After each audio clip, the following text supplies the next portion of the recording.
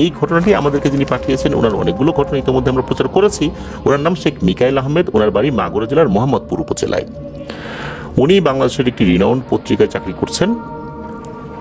যে ঘটনাটি উনি পাঠিয়েছেন, এই ঘটনাটি উনি সংগ্রহ করেছেন ওনার অফিসের একজন ড্রাইভার, যার নাম আব্দুল হান্নান। এই আব্দুল হান্নান ভাইয়ের কাছ থেকে এই ঘটনাটি যখন সংগ্রহ করেন, আব্দুল হান্নান ভাই জানান এই ঘটনার প্রত্যক্ষদর্শী আব্দুল হান্নান ভাই নিজেই। চলুন শুরু করি ঘটনা। সাল 2015 উনি কুমিল্লায় বিয়ে করেছেন আর কি। তো ওনার সুমন্দির ছেলে হঠাৎ করে মারাত্মক একটা দুর্ঘটনায় পতিত হন। 12 হর্স পাওয়ারের যে মেশিনগুলো থাকে, এই মেশিনগুলো কিন্তু অনেক বড় বড় হয়ে থাকে। মিল ফ্যাক্টরির কাজে কিন্তু এই 12 হর্স পাওয়ারের মেশিনগুলো ব্যবহার করা হয়। ওই মেশিনের কাছাকাছি কাজ করার সময় হঠাৎ করে ওই মেশিনের চেন ছিঁড়ে সুমন্দির ছেলের মাথার পেছনে আঘাত লাগে। সাথে সাথে সে অজ্ঞান হয়ে যায়, গল গল করে রক্ত পড়তে থাকে। অবস্থা বেগতিক দেখে তখন ওনারা দ্রুত ঢাকায় নিয়ে আসার ব্যবস্থা করেন। ঢাকার একটা রিনাউন্ড হসপিটালে নিয়ে এসে তাকে আইসিইউতে রাখা হয়। 3 দিন আইসিইউতে থাকার পর ছেলেটা মারা যায়। লাশ পোস্টমর্টেম করতে হবে এমনটাই জানানো হয়। এর কিছু ফর্মালিটিস রয়েছে। সেখান থেকে ঢাকা মেডিকেলের মর্গে পাঠানো হয়। লাশ পোস্টমর্টেম করতে হবে, তো ডোম ঘরের ফ্রিজে রাখা হয়েছে পোস্টমর্টেম করানোর জন্য। ওনারা আনুমানিক সকাল 10টার দিকে ডেড বডি নিয়ে ঢাকা মেডিকেলে আসছেন। এরপর অপেক্ষা করতে করতে বিকাল 4টা বেজে গেছে। ওনাদের তো খুব বিরক্ত লাগে, কি ব্যাপার, সকাল 10টায় লাশ নিয়ে আসা হলো, এখনো কাজকর্ম শেষ হলো না। এই আব্দুল হান্নান ভাই উনি তো ধৈর্য ধরে রাখতে পারছেন না। উনি ওই ডোম ঘরের ভিতরে যাওয়ার সিদ্ধান্ত নিয়েছেন। এত দেরি হচ্ছে, কারণটা কি দেখি তো। উনি অধিকাংশ রাতে তো এই ডিস্ট্রিক্ট গাড়িগুলো চালাতেন, রাতের বেলা গাড়ি চালিয়ে উনি অভ্যস্ত। ভয় ডর আল্লাহর রহমতে ওনার ছিল অনেক কম। ছোটবেলা থেকেই এই আব্দুল হান্নান ভাই অনেক সাহসী বলা যেতে পারে। আসলে আল্লাহ তাআলা এক একজনকে এক ধরনের গুণাবলী দিয়ে থাকেন, তো ওনার ভয় ডর কম আর কি। ডোম ঘরের ভিতরে কিন্তু সহজে কোনো মানুষকে ঢুকতে দেয় না হসপিটাল কর্তৃপক্ষ। উনি কিভাবে যেন ঢুকে পড়েছিলেন। ঢোকার পর উনি ওনার সুমন্দির ছেলের লাশ খুঁজতে থাকেন। গিয়ে দেখতে পান যে সেখানে অনেকগুলো লাশ একটার উপর আর একটা রেখে দিচ্ছে এলোমেলো ভাবে। পোস্টমর্টেম করা হবে। উনি সুমন্দির ছেলের লাশ খুঁজছেন, হঠাৎ করে ওনার নজর যায় বাম সাইডে। উনি দেখতে পান একজন ডোম একটা লাশ কাটাকাটি করছে। বুকের ভেতর থেকে লাশের কলিজা, হৃৎপিণ্ড, ফুসফুস এগুলো বের করে টেবিলের উপর রাখছে। যেভাবে পোস্টমর্টেম করা হয় আর কি, একটা মুরগি কেটে ফেলার পর যেভাবে মুরগির শরীরের ভেতর থেকে নাড়ি ভুড়ি অঙ্গ প্রত্যঙ্গ বের করে ফেলা হয়, ঠিক তেমন জিনিসটা উনি দেখে বেশ অস্বস্তি বোধ করলেও ওই যে ওনার সাহস তো বেশি, এটা নিয়ে ওনার ভিতরে খুব একটা অন্য রকমের অনুভূতি হয়নি। উনি আবার সুমন্দির ছেলের লাশটা খোঁজার চেষ্টা করলেন, লাশটা পেয়েও গেছেন। পর ডোমকে জিজ্ঞেস করেন, যাও ভাই আপনি এখনো আমাদেরকে ছেড়ে দেন না কেন? তখন ডোম বলছে, আপনি এর ভিতরে ঢুকলেন কিভাবে? আপনার তো এখানে ঢোকার কথা না, দেখলেন না যে আমি একটা কাজ করতেছি, এখানে কি সাধারণ লোক ঢোকা ঠিক? তখন বলেন যে ভাই আপনি আমাদের এই লাশটা একটু দ্রুত ছেড়ে দেওয়ার ব্যবস্থা করেন। তখন ওই ডোম বলছে, আচ্ছা ঠিক আছে আমি দেখতেছি, এরপরে আপনার সিরিয়াল, আপনি একটু বেরোন তো ভাই, আমার চাকরিটা যাবে। তখন উনি আবার বের হয়ে আসেন। অল্প সময়ের মধ্যেই এই প্রসেসটা শেষ করে তারা। তবে যখন বাইরে বের হয়ে আসছেন তখন কিন্তু এই যে হান্নান ভাই, ওনার শরীরটায় উনি খুব একটা জোর পাচ্ছিলেন না। শরীরটা কেমন ম্যাজ ম্যাজ করছে, মাথাটা কেমন ধরে ঘুরছে, এমনটা হচ্ছে। যতই উনি সাহসী ব্যক্তি হোক না কেন, এরকম ডোম ঘরের ভিতরে ঢুকে এই বিষয়গুলো দেখার পর যারা কখনো এইটা দেখে না তাদের কাছে তো এইটা অন্যরকম লাগবে, এটাই স্বাভাবিক। উনি বেশ অস্বস্তি বোধ করছেন শরীরের মধ্যে। বেশ কিছুক্ষণ বসে থাকার পর একজন এসে বলে যে সবকিছু রেডি হয়ে গেছে, আপনারা কিছু সময়ের মধ্যেই রওনা দিতে পারবেন। এর মধ্যে ঘটে আর একটা ঘটনা। এই হান্নান ভাইয়ের সামনে একজন ব্যক্তি এসে বলছেন যে উনি একজন অ্যাম্বুলেন্স ড্রাইভার। উনি বলছেন যে উনি এই ঢাকা মেডিকেলেই যে অ্যাম্বুলেন্সগুলো রয়েছে এরকম একটা অ্যাম্বুলেন্স চালান। উনি তো বলছেন আর চোখ ডলছেন তো উনি তো চোখ ডলছেন আর বলতেছেন যে ভাই আমি তো একটা বিপদে পড়ে গেছি, আমি তো অ্যাম্বুলেন্স ড্রাইভার হিসেবে নতুন চাকরি নিছি, আপনাদের মধ্যে কেউ কি গাড়ি চালাতে পারেন? যদি পারেন ভাই আমাকে একটু সাহায্য করেন, খুব বিপদে পড়ছি। তো ওইখানে তো হান্নান ভাই আছেন, উনি দেখলেন যে এই লোকটার চেহারায় খুবই ভীতিকর একটা অবস্থা বিরাজ করছে। তখন হান্নান ভাই বললেন যে কি ভাই বলেন তো সমস্যাটা কি, আমি গাড়ি চালাতে পারি, আমাকে খুলে বলতে পারেন। অনেকক্ষণ ধরে আপনাকে দেখছি যে আপনি বেশ এলোমেলো ভাবে ছোটাছুটি করছেন, এদিক যাচ্ছেন ওদিক যাচ্ছেন, সমস্যাটা কি? তখন ওই ড্রাইভার হান্নান ভাইকে কিছু ভয়ঙ্কর কথা বলতে থাকে। সে বলে যে একটা অ্যাক্সিডেন্টে মারা যাওয়া লাশ নিয়ে যেতে হবে কুমিল্লাতে। এই অ্যাম্বুলেন্সের যিনি মালিক, মহাজন বলেন আর কি তাদেরকে, যে মহাজন তো বলছে, তা আমি তো লাশ নিতে আসছি। লাশ নিতে এসে দেখি আমার চোখের সামনে সবকিছু ঝাপসা দেখায়। আমার চোখের সামনে মনে হচ্ছে লম্বা লম্বা কয়েকটা অবয়ব দাঁড়ায় আছে, কেমন যেন আমি কিছু দেখতে পাচ্ছি না, একবার এদিক যাই ওদিক যাই, কোথায় যাচ্ছে আমি নিজেও বুঝতে পারতেছি। আমার শরীরটা অনেক ক্লান্ত লাগতেছে। এখন আমার সাথে তো কোনো সহকারীও নাই, আমি এখন কি করব? লাশ তো আমার অ্যাম্বুলেন্সে এখনই উঠবে। এখন আমি এই সমস্ত কথা যদি কাউকে বলি, আমার মহাজনকে বলি, সে তো আমাকে চাকরির থেকে ছাঁটাই করে দিবে। আমি তো নতুন উঠছি, এখন আমি কি করি? আর শরীরটাও ভালো লাগতেছে না, আমাকে একটু সাহায্য করেন। যদি গাড়ি চালাতে কেউ পারেন আমি সাথে থাকবো, গাড়িটা নিয়ে একটু কুমিল্লাতে যেতে হবে। তো এই যে হান্নান ভাই, উনি চিন্তা করছেন যে আসলে অ্যাক্সিডেন্টের লাশ তো, এরকম কিছু ঘটনা তো ঘটতেই পারে। তো উনি বলেন যে ঠিক আছে ভাই, আমি যাব আপনার সাথে। যেহেতু ওই পথে ওনার বাড়ি, আত্মীয় স্বজনদেরও বাড়ি, এটা ওনার খুবই পরিচিত একটা পথ, আর একটা মানুষের যদি উপকার হয় খারাপ কি? আর ওনার সুমন্দির ছেলের লাশকে নিয়ে যাওয়ার জন্য কিন্তু লোকজন আছে, ওনার থাকাটা আবশ্যক না, মানে না থাকলেও চলবে, বিকল্প আছে। আর যেহেতু উনি ডিস্ট্রিক্ট গাড়ি চালান, ওই রাস্তাগুলোতে উনি গাড়ি চালানোতে খুবই পারদর্শী। হঠাৎ করে নতুন এলাকায় গেলে তো বিভিন্ন ধরনের ঝামেলা আছে বা হতেই পারে, রাস্তাঘাট চেনা একটা ব্যাপার থাকে। যেহেতু উনি ওই রাস্তায় কোথায় স্পিড ব্রেকার আছে এটা ওনার একটা মুখস্থ ব্যাপার হয়ে গিয়েছিল। তো হান্নান ভাই রাজি হয়ে যান, ঠিক আছে ভাই আমি যাব। তবে যেহেতু এইটা একটা অ্যাক্সিডেন্টের লাশ, সুতরাং কিছু সমস্যা কিন্তু হতেই পারে। রাতে গাড়ি চালাতে গেলে কিন্তু অনেক সাহস থাকা প্রয়োজন। এখন বলেন তো আপনি সিগারেট খান কিনা?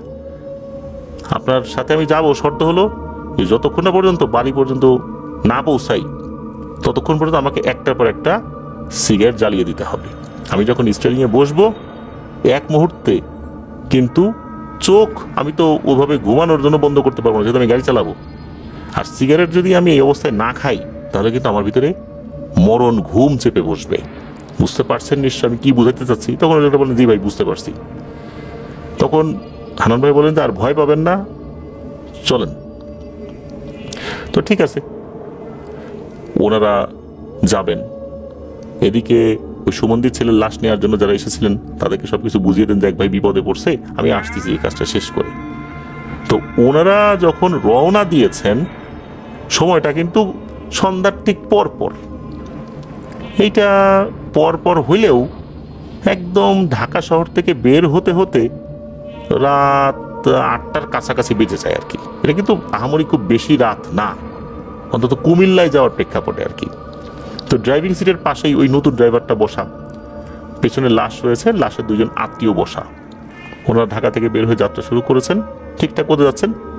মেঘনা ব্রিজের কাছাকাছি যখন পৌঁছাবেন তখন থেকে ওনাদের কিছু সমস্যা হতে শুরু হলো। অ্যাম্বুলেন্সটি খুবই স্লোভাবে চলতে থাকে। তো হান্নান ভাই অ্যাম্বুলেন্সটি যতই দ্রুত চালানোর চেষ্টা করেন না কেন, ওইরকম দ্রুত অ্যাম্বুলেন্সটি চলতে চাচ্ছিল না। অনেক কষ্টে ওনারা মেঘনা ব্রিজ পার হয়েছেন। আর এদিকে নতুন ড্রাইভার তো ওনাকে কন্টিনিউ সিগারেট জ্বালিয়েই দিচ্ছেন। আশ্চর্যের বিষয় হচ্ছে উনি যখন সিগারেট টানতে থাকেন তখন মনে হচ্ছে গাড়িটা ঠিকঠাক চলছে, আর যখনই সিগারেটটা শেষ হয়ে যায় মধ্যবর্তী একটা গ্যাপ হয়ে যায় আর কি, আর একটা সিগারেট হাতে নিয়ে যখন উনি টানা শুরু করবেন এর মধ্যে কিন্তু গাড়িটা স্লো হয়ে যায়। তো এভাবে যেতে যেতে মেঘনা ব্রিজটা পার হয়ে কিছু দূর যখন এগিয়েছেন তখন অন্য একটা ভয়ঙ্কর ঘটনা শুরু হতে থাকে। উনি শুনতে পাচ্ছেন যে পেছনে লাশ যেখানে রাখা হয়েছে সেখান থেকে কটমট কটমট হাড় চিবানোর শব্দ হচ্ছে। ধরুন যে কোনো মুরগির হাড় যদি কোনো মানুষ চিবাতে থাকে যেরকম কটমট শব্দ হয় হাড় ভাঙার, ওই রকম শব্দ শোনা যাচ্ছিল। এদিকে অ্যাম্বুলেন্স কিন্তু ফুল স্পিডে দিয়ে রাখা, 120 থেকে 140 স্পিড। তখন পাশে থাকা নতুন ড্রাইভারকে হান্নান ভাই জিজ্ঞেস করছেন, ভাই আপনি কোনো শব্দ শুনতে পাচ্ছেন? তখন ড্রাইভার বলে, হ্যাঁ ভাই, আমি হাড় চিবানোর কটমট শব্দ শুনতে পাচ্ছি এবং আমি অনেকগুলো লোমশ আকৃতির ভয়ানক অবয়ব দেখতে পাচ্ছি যারা ঝুঁকে পড়ে লাশটি খাওয়ার প্রস্তুতি নিচ্ছে। তখন হান্নান ভাই নতুন ড্রাইভারকে বলেন, ভাই এগুলা কিছু না, এগুলো হচ্ছে মানুষ খেকো জিনদের মায়াজাল। পিছনে কিন্তু লাশের দুইজন আত্মীয় বসে আছে, এরকম কিছু হলে তারা কিন্তু চিৎকার দিয়ে উঠতো, তাই না? এরা মূলত আমাদেরকে গোলক ধাঁধায় ফেলানোর চেষ্টা করছে, ভয় পাবেন না। আমি কতগুলারে পিটাইছি এরকম জানেন, এইরকম দুষ্টু জিনগুলোরে পিটানোর রেকর্ড আমার আছে। আপনি দোয়া দরুদ পড়তে থাকেন, আর আমার কাজ এখন সিগারেট খাওয়া, আমি সিগারেটই খাচ্ছি। তো ওনারা তো গাড়ি চালাচ্ছেন, লাশের পেছনে অর্থাৎ লাশের সাথে পেছনে বসে যে আত্মীয়রা রয়েছে তারা কিন্তু কিছু টের পাচ্ছে না, তারা তাদের মতো বসে আছে। আর ওনারা যেটা দেখতে পাচ্ছেন ওই আত্মীয় স্বজনদের কাছেও কিন্তু ওনারা এটা বলছেন না। তবে হান্নান ভাই বুঝতে পেরেছিলেন এটা একটা মায়াজাল। আর তখন আশেপাশে কিন্তু অনেক গাড়ি রয়েছে, কারণ রাত 8টার পরে বেরিয়েছেন, কুমিল্লা যাচ্ছেন, এই রাস্তা তো অনেক ব্যস্ততম রাস্তা, ট্রাক বাস অভাব নাই রাস্তায়। সাহস একটা মনের মধ্যে তাদের ছিল। হান্নান ভাই বুঝতে পেরেছিলেন যে এই জিনগুলো চাচ্ছে যে কোন একটা সাইডে অ্যাম্বুলেন্সটা যেন ওনারা দাঁড় করান, তারপর এরা এদের কাজ শুরু করবে, লাশটা গায়েব করে দিবে। আর আত্মীয় স্বজন যে দুজন আছে ওনারা তো মানসিকভাবে বিপর্যস্ত, ওরা কিছু বুঝতে পারবে না যে ঘটনাটা কি হবে। কিছুদূর যাওয়ার পর ঘটলো আরেকটা ভয়ঙ্কর ঘটনা। হান্নান ভাই ড্রাইভিং সিটে বসা অবস্থায় দেখতে পান যে ওনাদের অ্যাম্বুলেন্স থেকে 25 থেকে 30 ফুট দূরত্বে বিশাল বড় বড় কালো কালো গরুর পাল। গরু কালো হলেও এদের শিংগুলো অনেক বড় আর সাদা ধবধবে। সাদা ধবধবে সাদা শিং কিন্তু খুব একটা দেখা যায় না। আর এদের যে রাখাল রয়েছে সে অ্যাম্বুলেন্সের সামনে দিয়ে রাস্তা পার হয়ে এক পাশ থেকে অন্য পাশে চলে যাচ্ছে। হান্নান ভাই বুঝতে পারেন যে এটাও একটা মায়াজাল। উনি গাড়ি একটুর জন্য স্লো করেন নাই, উনি ওই গরুরূপী যেই অবয়বের দল রয়েছে এর উপর দিয়ে অ্যাম্বুলেন্স চালিয়ে দেন কোনো দ্বিধা ছাড়াই। তবে এই যে এদের উপর গাড়ি চালিয়ে দিলেন, গাড়িটা একটুও কেঁপে উঠল না, মনে হলো বাতাসের গায়ে ধাক্কা লাগলো।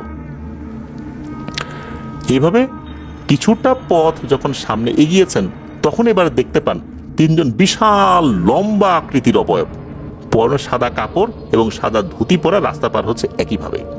এবারও হান্নান ভাই মোটেও গাড়ি স্লো না করে তাদের উপর দিয়ে অ্যাম্বুলেন্স চালিয়ে দিয়েছেন। অ্যাম্বুলেন্সটি যখনই চালিয়ে দিয়েছেন তখন ঠিক মনে হলো যে অ্যাম্বুলেন্সটি কিছুটা উঁচু হয়ে গেছে। রাস্তায় যদি সামান্য একটু উঁচু স্পিড ব্রেকার থাকে তার উপর দিয়ে গাড়ি চলে গেলে যেভাবে কিছুটা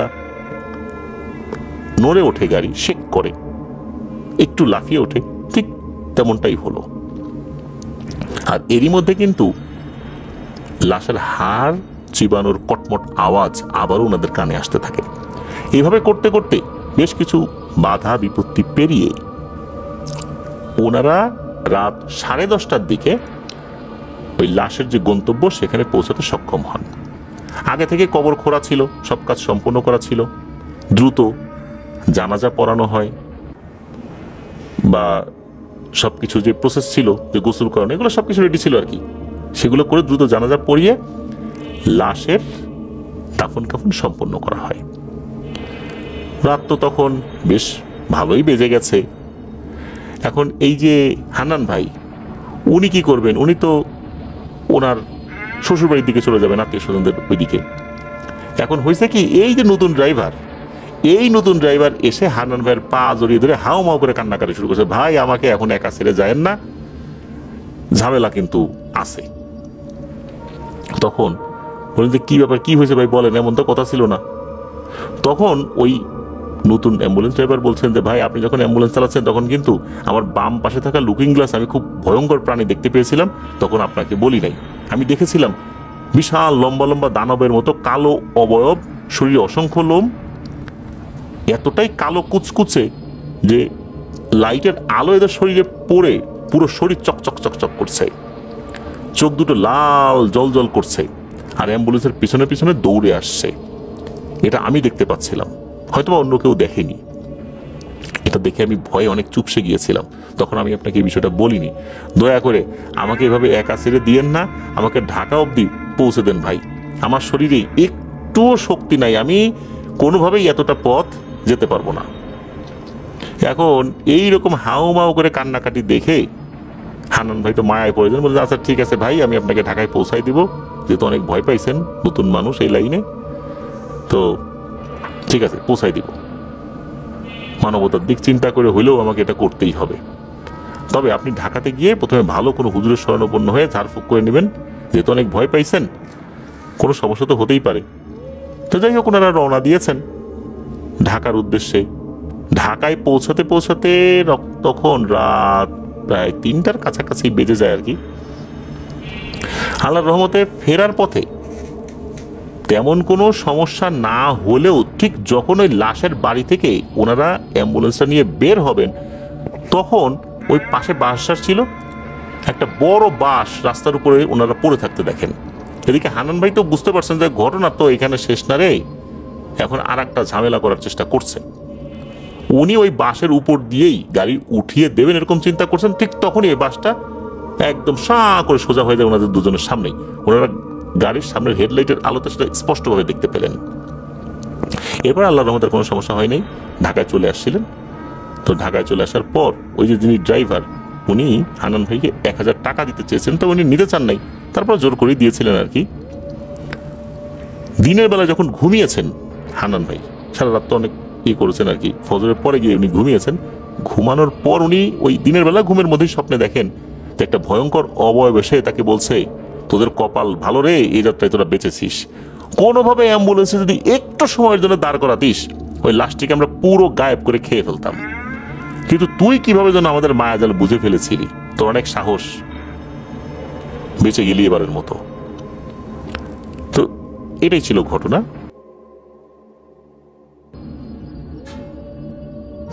খান জাহান আলী সেতু বা রূপসা সেতু, এই সেতুটি মংলা সমুদ্র বন্দরের সাথে খুলনা শহরের এক নিরবচ্ছিন্ন নেটওয়ার্ক তৈরি করেছে।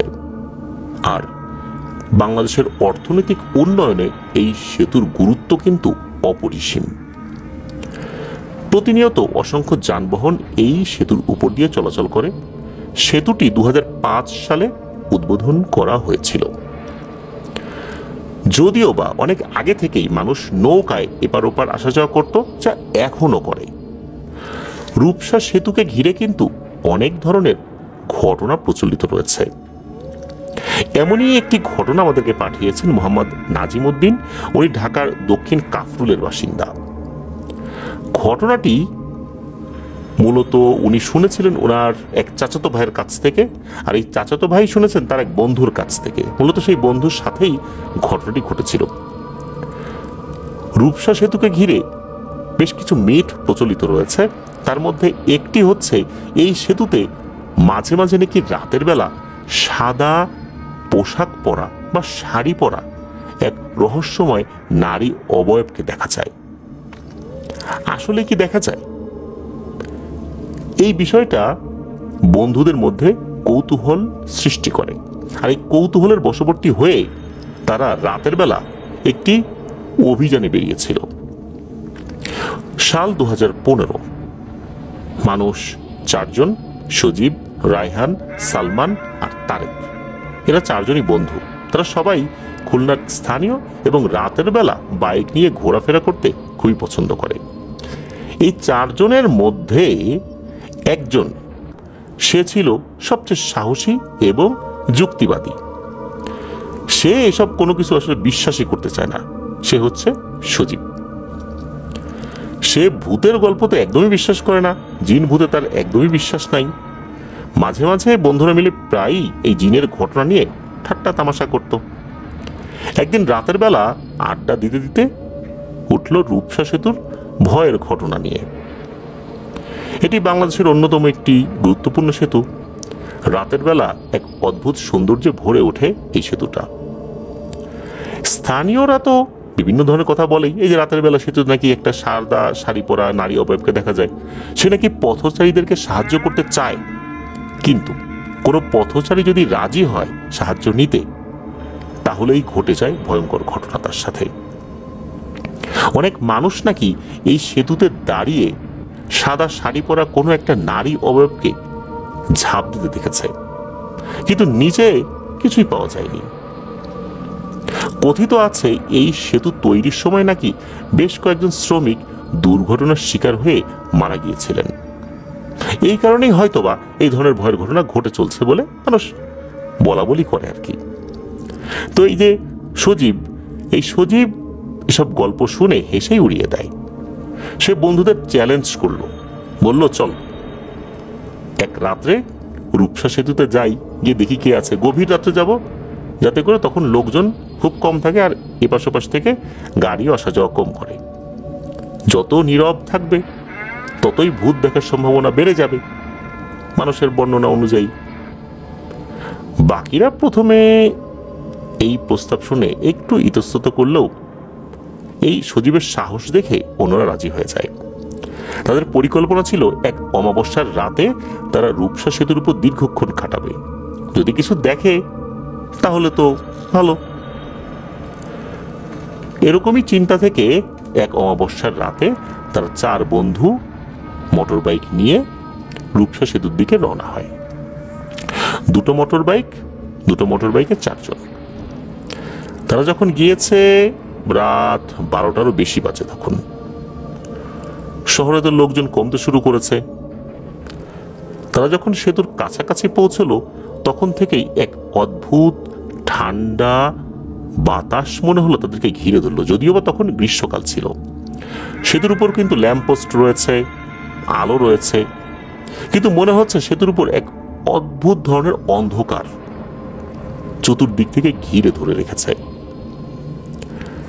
তারা মোটর বাইকটা সেতুর একদম মাঝ বরাবর এক পাশে দাঁড় করিয়ে দিল।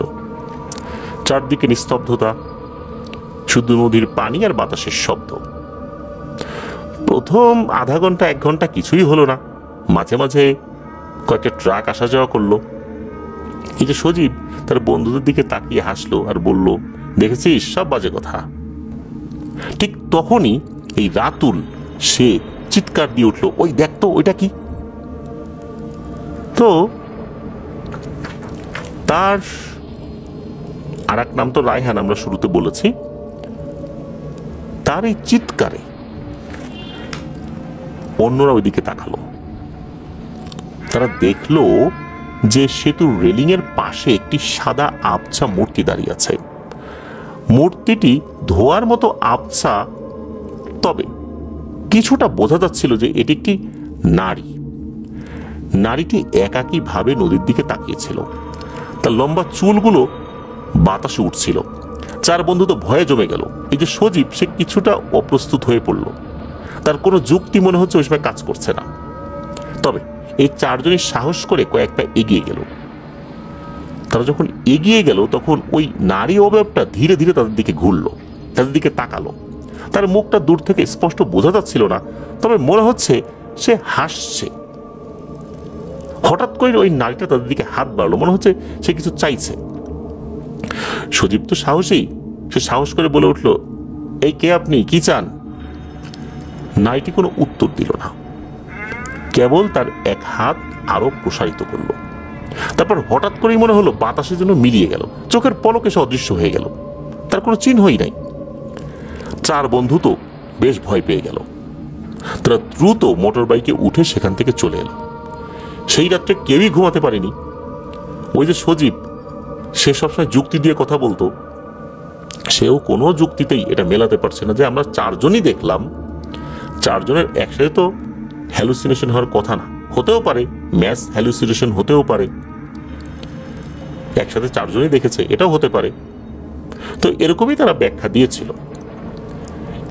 এর কয়েকদিন পর এই যে সজীব, সে চিন্তা করলো আবার যাই আমরা সবাই মিলে, তবে এবার এইভাবে যাওয়া যাবে না। টর্চ, ভালো মানের ক্যামেরা, এগুলো নিয়ে যেতে হবে। 2015 সালে তো ডিএসএলআর ক্যামেরা থেকে শুরু করে অনেক ভালো ভালো ক্যামেরা তো চলে আসছে। অনেকের হাতে হাতে। তারা খুবই ভালো মানের ক্যামেরা নিল, তবে কোন ধরনের ক্যামেরা ছিল এটা অবশ্য জানা যায়নি।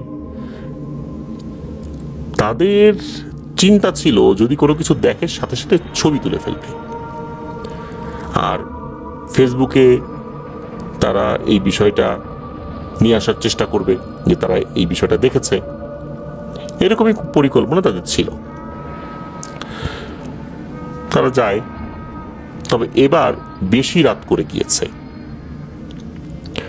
তারা রাত 2টা কি 2:30টার দিকে গিয়েছে। তবে এবার তারা আরো বেশি সতর্ক। তারা মোটর বাইকটি সেতুর থেকে একটু সাইডে রেখে, বলতে সেতুর উপরেই, বাট একটু সাইডে রেখে হাঁটা শুরু করেছে। মানে বাইকটা নিয়ে আগের বার তো মিডিলে রেখেছিল, এবার তা না, সেতুতে একটু উঠেই সাইড করে রেখেছে আর কি।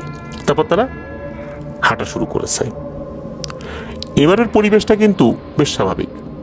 অন্যদিন যেরকম এক অদ্ভুত ঠান্ডা বাতাস তাদেরকে ঘিরে রেখেছিল, এক ধরনের অদ্ভুত অন্ধকার ওই সেতুর মধ্যে ছিল, এবার সেটা মনে হচ্ছে না। পরিবেশ পরিস্থিতি দেখে তাদের কাছে মনে হলো ওই রাত্রে কিছুই ঘটবে না। এবার অনেকক্ষণ কেটে যায়, ফজরের আজানের সময় ঘনিয়ে আসছে, কিছুই ঘটে না। মাঝে মাঝে কয়েকটা গাড়ি এপাশ ওপাশ দিয়ে চলাফেরা করেছে, যেটা সাধারণত হয়। এদিকে ভোরের যেই বাসগুলো যেগুলো ঢাকা থেকে ছেড়ে আসছে, নাইট কোচ যেগুলো, সেগুলো ওই সেতু পাড়ি দিয়ে অন্য জায়গায় যাবে, সেই গাড়িগুলো কয়েকটা আসা শুরু করেছে। বোঝা গেল যে ফজর আজান দিয়ে দেবে কিছু সময় পরেই। আজকে রাত্রে কিছুই দেখা যাবে না, বেহুদা সময় নষ্ট হলো, ঘুম নষ্ট হলো। তখন নিজেরা নিজেদের মধ্যে আলোচনা করছিল যে আমাদের হয়তোবা ম্যাস হ্যালুসিনেশন হয়েছিল, অর্থাৎ একসাথে সবাই ভুল দেখেছে, সবারই চোখে সেদিন বিভ্রম হয়েছিল। এরকম কথাবার্তা বলা বলি করছে, হঠাৎ করে ঠিক তখনই স্পষ্ট শুনতে পেল তারা সবাই সেতুর নিচ থেকে এক করুণ মায়াবী কান্নার আওয়াজ ভেসে আসছে। শব্দটা ধীরে ধীরে তীব্র হতে লাগলো। মনে হচ্ছিল কেউ খুব কষ্ট পাচ্ছে। কে এই শব্দ করছে এটা দেখার জন্য তারা সেতুর রেলিং এর দিকে ঝুঁকে নিচে তাকালো, কিন্তু অন্ধকারে কিছুই দেখা গেল না। হঠাৎ করে এই যে রায়হান যিনি, উনি চিৎকার করে উঠল, রায়হান রাতুল আর কি। তো উনি চিৎকার করে উঠল, সে চিৎকার দিয়ে বলছে আমার কাছে মনে হচ্ছে কেউ আমাকে টানছে রে, আমি পড়ে যাচ্ছি, আমাকে ধর। হঠাৎ করে সে কি করেছে, ওই রেলিং এর দিকে ঝুঁকে পড়েছে। মনে হচ্ছে অদৃশ্য কোনো শক্তি তাকে হ্যাচকা টানে নদীর দিকে নিয়ে যাচ্ছে। এদিকে অন্য দুইজন, যার মধ্যে সজীব রয়েছে, সে আরেকজনের সহযোগিতা নিয়ে, সালমান নামে আরেকজন রয়েছে, তার সহযোগিতা নিয়ে দ্রুত রায়হানকে টেনে ধরল। টেনে উপর দিকে তোলে যদিও বা, তবে রায়হান আতঙ্কে কাঁপছিল। তার সারা শরীর ঘামে ভিজে একদম একাকার হয়ে গিয়েছিল। হঠাৎ করে সেই মুহূর্তে তাদের ক্যামেরার ফ্ল্যাশ নিজে নিজেই নাকি জ্বলে ওঠে। কেউ কিন্তু ছবি তোলে নাই।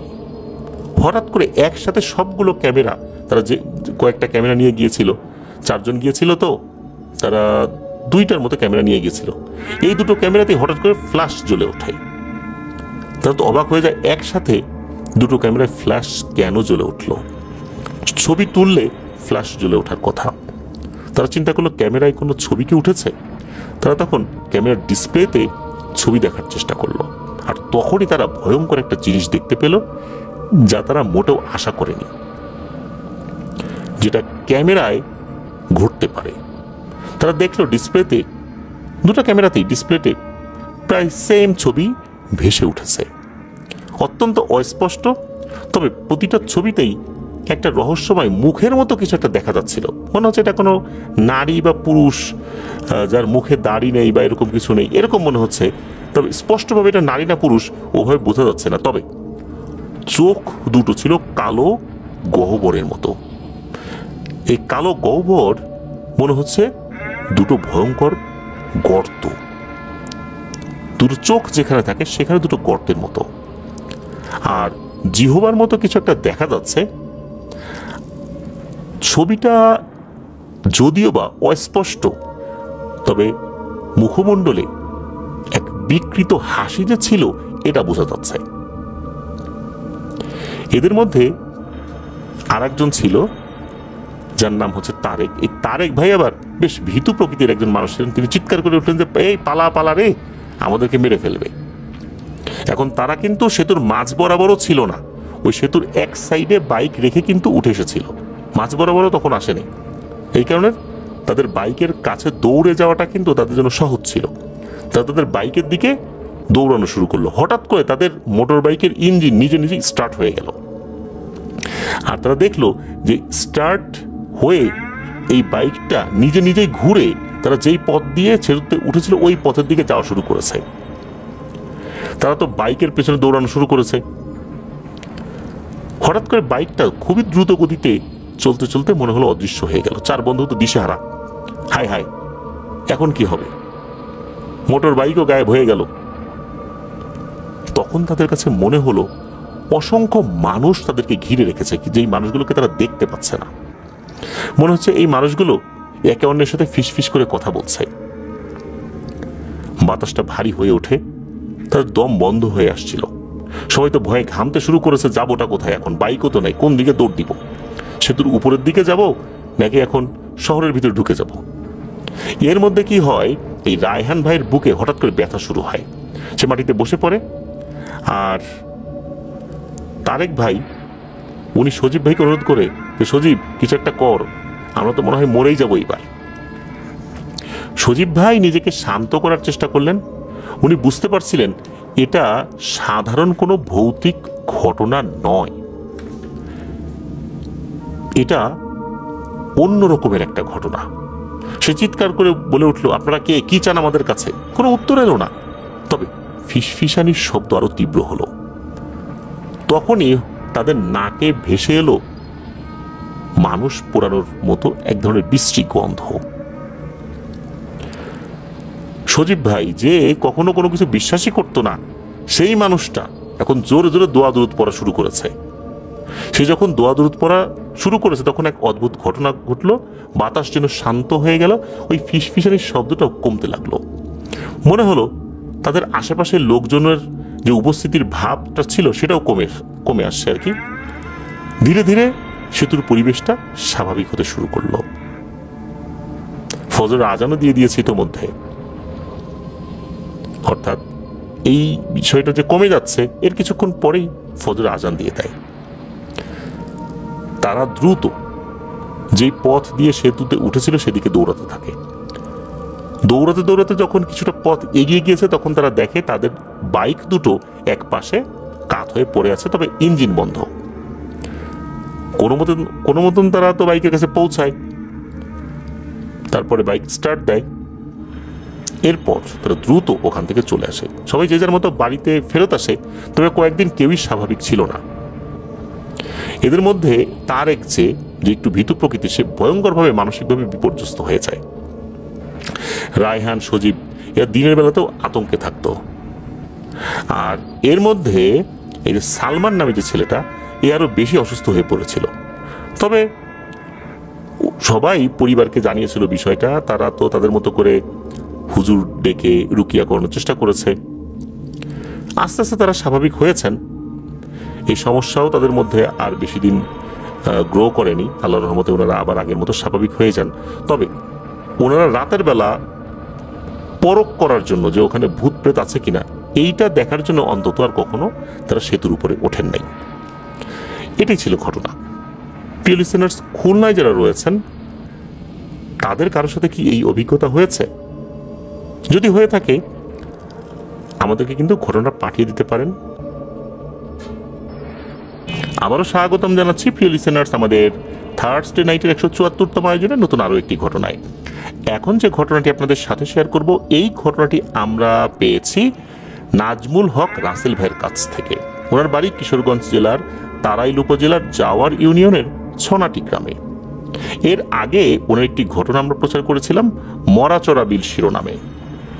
ওইটা প্রচারিত হবার পর উনি আরো বেশি অনুপ্রেরণা পেয়েছেন নতুন করে ঘটনা সংগ্রহ করার।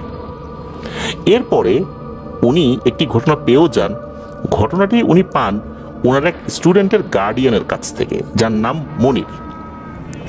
এই মনির ভাই উনি এই ঘটনাটি নিজেও যেমন ফেস করেছেন, তার পরিবারও এখনো ফেস করে চলছে।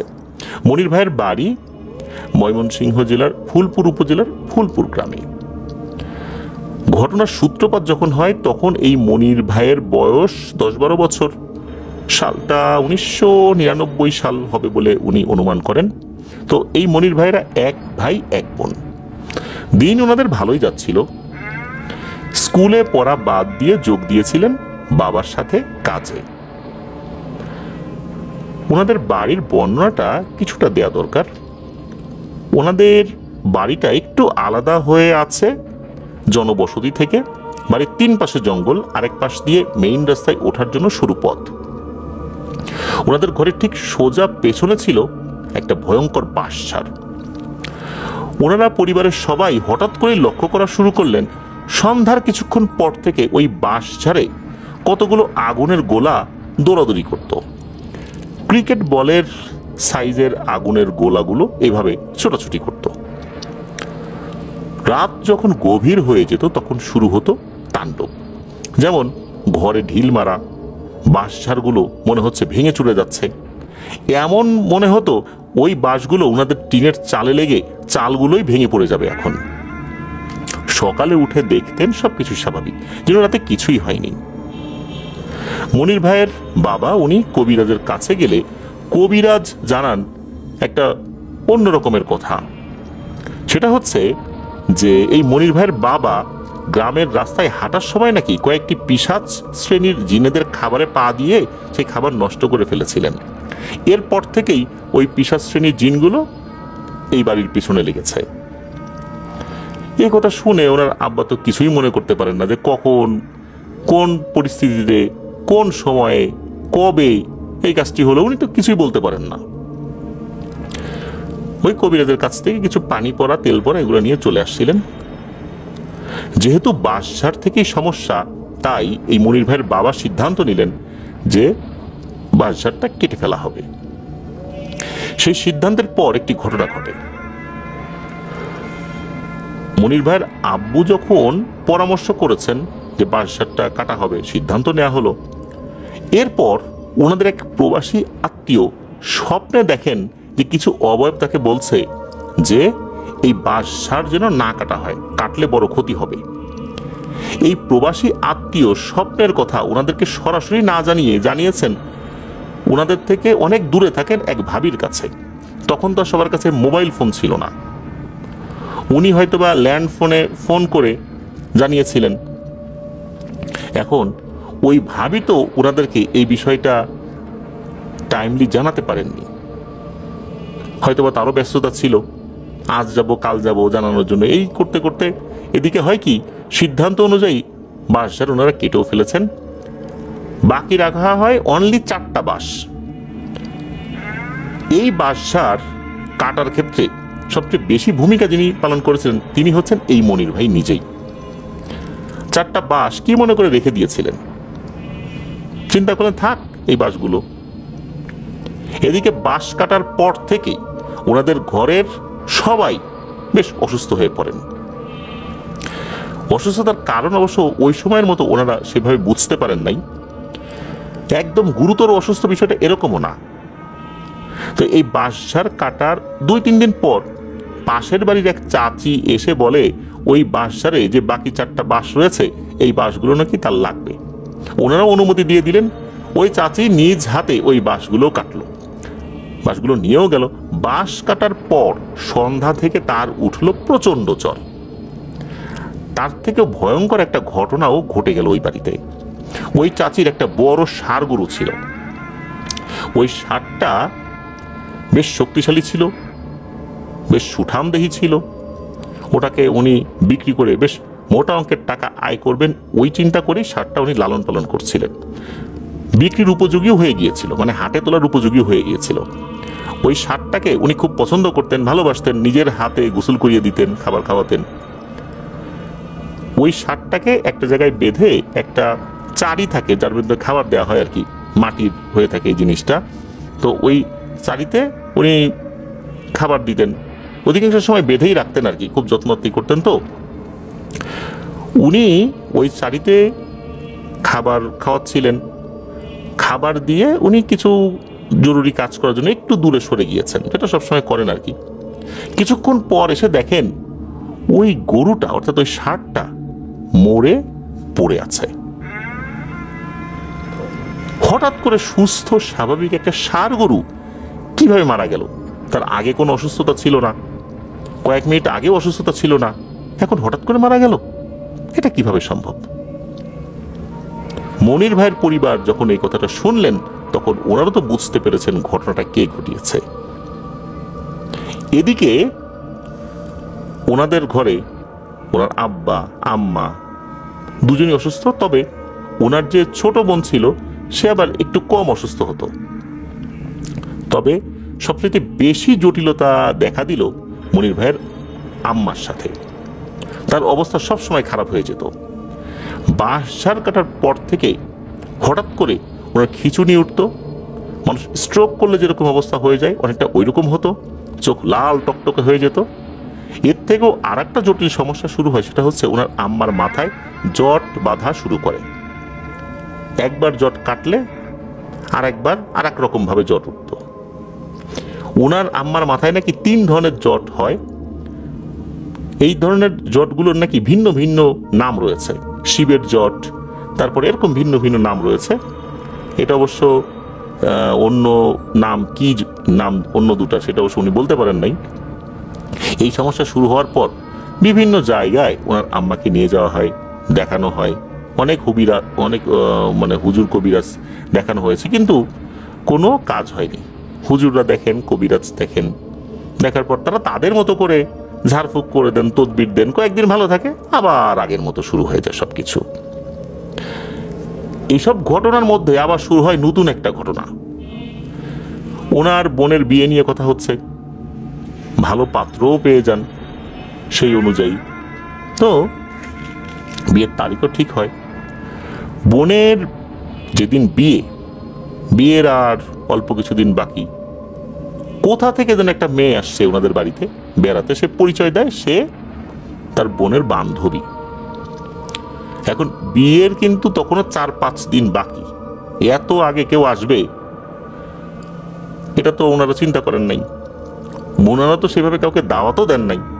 এখন একজন চলে আসছে, মান সম্মানের দিকে লক্ষ্য করে ওনারা আসলে কিছু একটা বলেন নাই। আর এই যে বান্ধবী, এই বান্ধবীকে ওনার বোন তো চিনতেন, ওনার বড় বোনের বিয়ে আর কি, যদিও বা ঘটনার মধ্যে আমরা একবার ছোট বোন বলে ফেলেছি, মূলত তার বড় বোন। তো এখন এই মেয়েটাকে ওনার বোন আসলে ওভাবে চিনতেও পারছেন না, একটু চেনেন আবার চেনেন না, চেনা চেনা লাগে। এখন তাকে তো দাওয়াত দেওয়া হয়নি, তবে একটা পর্যায়ে এসে ওনার বড় বোন বুঝতে পারেন যে হ্যাঁ এই মেয়েটাকে উনি চিনছেন, একটা সময় তার সাথে পরিচয় হয়েছিল, যদিও বা অনেকদিন দেখা সাক্ষাৎ নাই। ওই মেয়েটা বলে যে হঠাৎ করে শুনলাম যে তোর বিয়ে, অনেকদিন দেখা সাক্ষাৎ নাই, চিন্তা করলাম যে আমার তো কাজকর্ম নাই, এই মুহূর্তে ফ্রি আছি, চলে আসি। এদিকে ওনার বাড়িতে তো বিভিন্ন ধরনের সমস্যা চলছিল। আর মনির ভাইয়ের বোন যখন চিন্তা করলেন যে যাক একজন লোক তো পাওয়া গেল, বিয়ের সময় তো বেশ কিছু কাজেও তো মানুষের দরকার হয়, মেয়েটা থাক এই কয়েকদিন, কাজে লাগবে।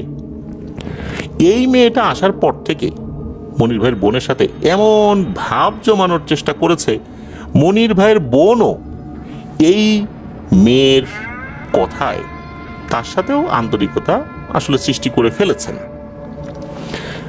মনির ভাইয়ের বোন রাতের বেলা ঘুমানোর সময় এই মেয়েটা তার সাথেই ঘুমাতো। এইভাবেই চলছে কয়েকটা দিন। তো বিয়ের পরপরই, অর্থাৎ বিয়ের পরপর বলতে যেদিন বিয়ে হয়ে গেছে ওই দিন তো মনির ভাইয়ের বোন সে শ্বশুরবাড়ি চলে গেছে। ওই দিনই ওই মেয়েটা কাউকে কিছু না বলে চলে যায়। এমন ঘটনা ঘটার পর মনির ভাই, ওনার আব্বা আম্মা ওনারা চিন্তা করেছেন যে বিয়ের বাড়িতে তো আসলে অনেক লোকজন থাকে, অনেক আত্মীয় স্বজন থাকে, তাকে তো আসলে অনেকেই চেনে না, হয়তোবা লজ্জা শরমে চলে গেছে, যাওয়ার সময় কাউকে বলে যেতে পারে নাই। এটা নিয়ে আসলে ওনারা ওরকম কোনো চিন্তা ভাবনা করেন নাই ওইভাবে। তবে অদ্ভুত ব্যাপার হচ্ছে, মনির ভাইয়ের বোন উনি যখন বিয়ের পর শ্বশুর বাড়িতে চলে যাবেন, ওই অবস্থাতেও ওই মেয়েটার খোঁজ করেছিলেন, ওই মেয়েটাকে পাওয়া যায়নি। আজব ব্যাপার, উনি নিজেও অবাক হন যে মেয়েটা 4-5 দিন থাকলো আমার সাথে, কত কথা বললাম, এখন আমি শ্বশুর বাড়ি চলে যাচ্ছি বিয়ের পর, মেয়েটা নাই। যাই হোক, উনি ওইভাবে আর এটা নিয়ে চিন্তা ভাবনা করার সময় পান নাই। বাপের বাড়ি ছেড়ে উনি শ্বশুর বাড়ি চলে যাচ্ছেন, মন টন তো খারাপ থাকবে, এটাই স্বাভাবিক। এই জন্য এটা নিয়ে আসলে অত কথা বলা, অত চিন্তা ভাবনা করার মতো মানসিকতা তার ওই সময়ের প্রেক্ষাপটে ছিল না। উনি তো শ্বশুর বাড়ি চলে গেছেন। কয়েকদিনের মধ্যে শুরু হয় ভয়ঙ্কর কিছু ঘটনা। কয়েকদিনের মধ্যেই ঘটনা শুরু হয় ওনার বোনের সাথে।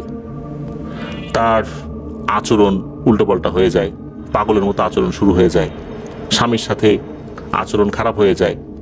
একদম সুস্থ স্বাভাবিক মেয়েটা কয়েকদিনের মধ্যেই এরকম আচরণ শুরু করে দেয়। বোনের হাজব্যান্ড তিনি এই মনির ভাইয়ের বোনকে মনির ভাইদের বাড়িতে পাঠিয়ে দেন এই অবস্থার কারণে, কারণ কোনোভাবেই তাকে রাখা যাচ্ছে না ওখানে। এই ঘটনার পর ওনারা চিন্তা করেছেন যে ওই যে বাঁশ কাটা হয়েছে, তারপরে আগে থেকে কিছু সমস্যা তো চলছে, হয়তোবা এই কারণেই এই সমস্যার সূত্রপাত হয়েছে। তারপরও ওনারা এই সমস্যার সমাধানের জন্য ভালো একজন কবিরাজের কাছে গিয়েছেন। কবিরাজ যেটা শোনান, এটা শুনে তো ওনারা একদম তাজ্জব হয়ে যান। কবিরাজ বলেন যে মনির ভাইয়ের বোনের সাথে যে ঘটনা ঘটছে, এটা ওই জিনেদের কাজ না, অন্য আর একটা ঘটনা ঘটেছে, আর এটা ঘটানো হয়েছে। কবিরাজ জানান যে এই মেয়েটাকে ভয়ঙ্কর রকমের কালো জাদু করা হয়েছে। কবিরাজ বলেন যে এই মেয়ের বিয়ের কয়েকদিন আগে একটা মেয়ে আসছিল না, এই মেয়ে মূলত একটা গুপ্তচর ছিল। এই মেয়ে কিছু জিনিস সংগ্রহ করে নিয়ে যায়।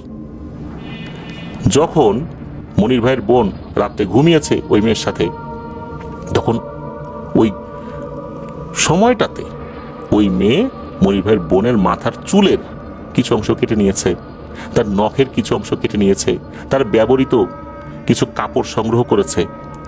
তার থেকেও ভয়ঙ্কর বিষয় হচ্ছে, বিয়ের দিন এই মনির ভাইয়ের বোনকে যেখানে গোসল করানো হয়েছিল ওই জায়গার কাদামাটি সে একটি কৌটার মধ্যে সংগ্রহ করে নিয়েছিল। আর এই জিনিসগুলো নিয়ে মনির ভাইয়ের খালাতো ভাইকে দিয়েছে। মূলত এই খালাতো ভাই মনির ভাইয়ের বোনের উপর ক্ষিপ্ত হয়ে কমলাকান্দা বা কলমাকান্দা বলে, এটা হয়তোবা ওই নেত্রকোনার ওই দিকের কোনো একটা জায়গা আর কি।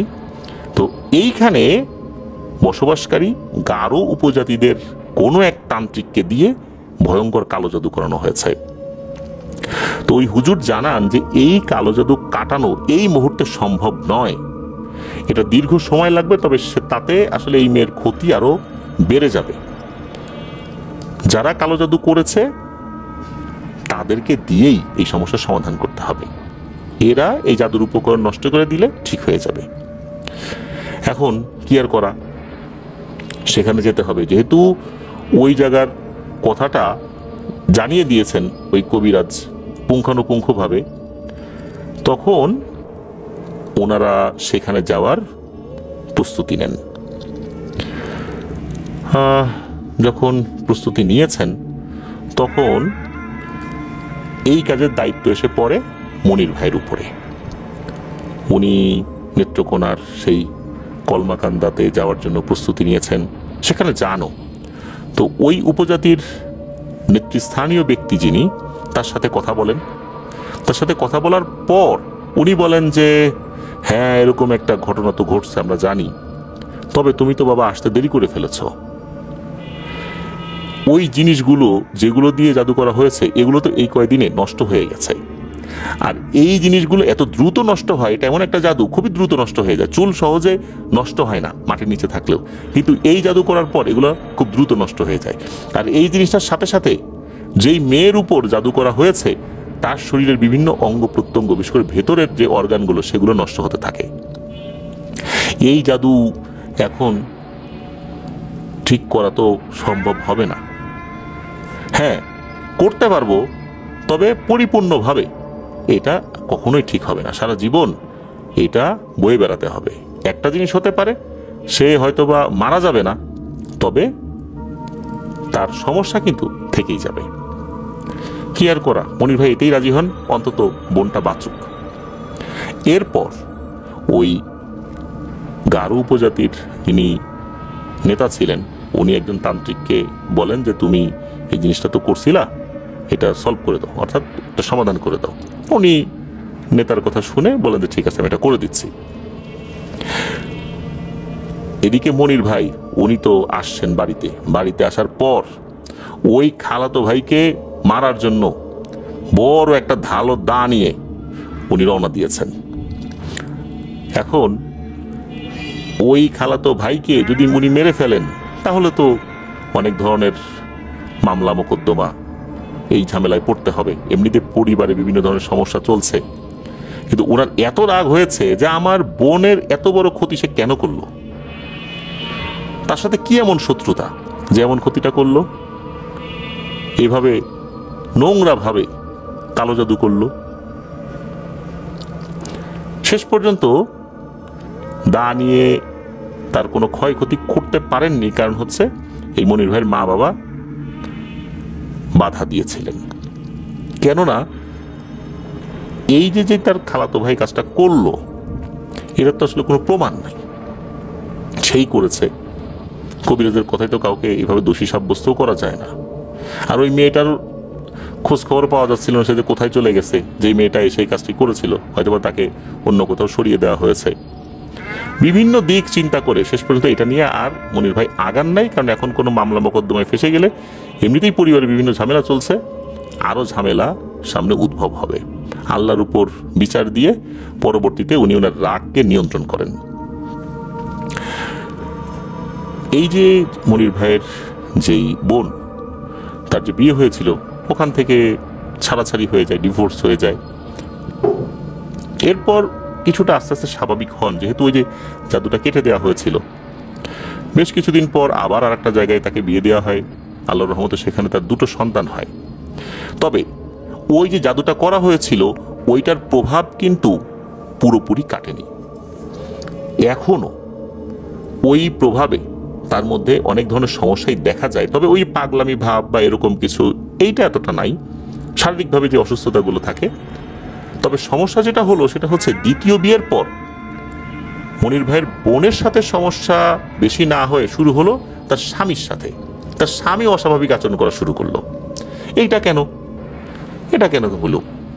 জাদু তো হয়েছিল তার বোনের সাথে। পরে জানা গেল আর একটা ভয়ঙ্কর ব্যাপার, সেটা হচ্ছে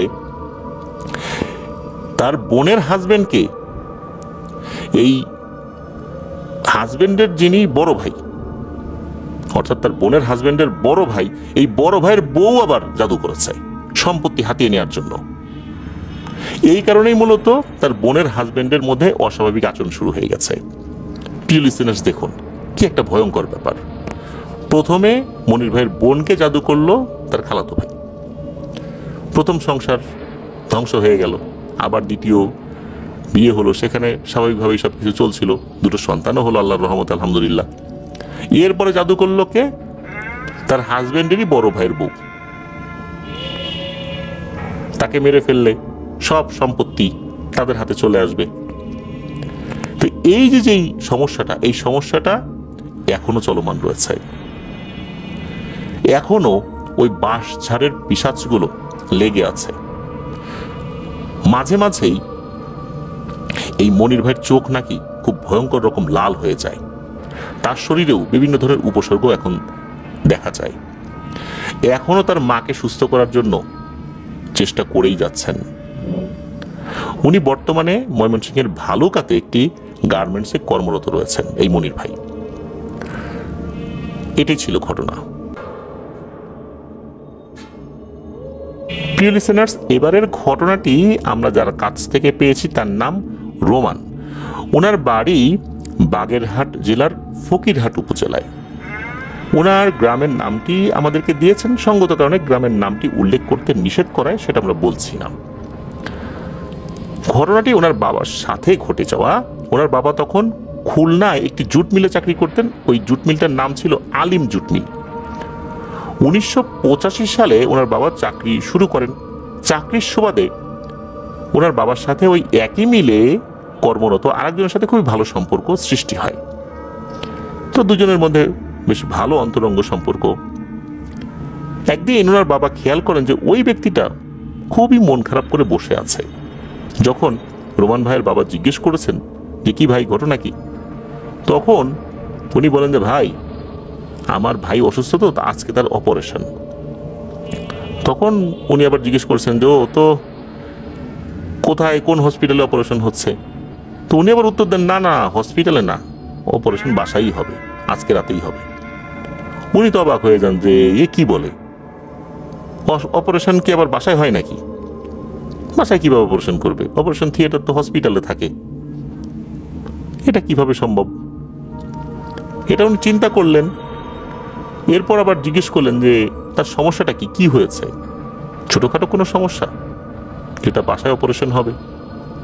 তখন আবার উত্তর দেওয়া হয়, না তাকে উত্তরে বলেন ওই লোকটা যে তার নাড়িতে ঘা হয়েছে, ডাক্তার বলেছে এই লোকটা বাঁচবে না, অর্থাৎ আমার ভাই বাঁচবে না। খুলনার এমন কোনো ডাক্তার নাই যে আমি দেখাতে বাদ দিছি, এখন কেমো দিয়ে রাখতে হচ্ছে। তখন রোমান ভাইয়ের বাবা জিজ্ঞেস করলেন, আচ্ছা এত গুরুতর অবস্থা, বাসায় অপারেশন কিভাবে হয়? তখন ওই লোকটা বলেন, আচ্ছা ভাই বলবো না, আল্লাহর রহমতে সমস্যার সমাধান হোক, এরপর ইনশাল্লাহ বলবো।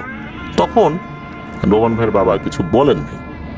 এরপর উনিও বাসায় চলে আসছেন, ওই লোকটা বাসায় চলে গেছে। এর কয়েকদিন পর ওই লোকটা বলে, আলহামদুলিল্লাহ ভাই অপারেশন ভালোভাবে হয়েছে, অনেকটাই সুস্থ আমার ভাই। তখন রোমান ভাইয়ের বাবা সবকিছু জানতে চাইলেন যে ঘটনাটা কি। তখন ওই লোকটা বললেন যে উনি যশোরের নোয়াপাড়ায় একজন হুজুর রয়েছে, তার কাছে আসা যাওয়া করেন, তার কাছ থেকে তালিম নেন, বিভিন্ন ওজিফাগুলো পাঠ করেন। তো সেই হুজুরের নাম বলে অনেকেই চিনে ফেলবেন, এই কারণে হুজুরের নামটি বলেন নাই রোমান ভাই। রোমান ভাইয়ের বাবা বললেন যে হুজুর উনি তোমাকে বিশেষ কোনো কাজে নিয়োজিত করেছেন কি? তখন বললেন যে হ্যাঁ, আমি একটা বিশেষ কাজ করি। প্রতি বৃহস্পতিবার রাতে আমার কাছে এক বক্স টাকা আসে, মূলত এই বক্সটা আমার কাছেই থাকে।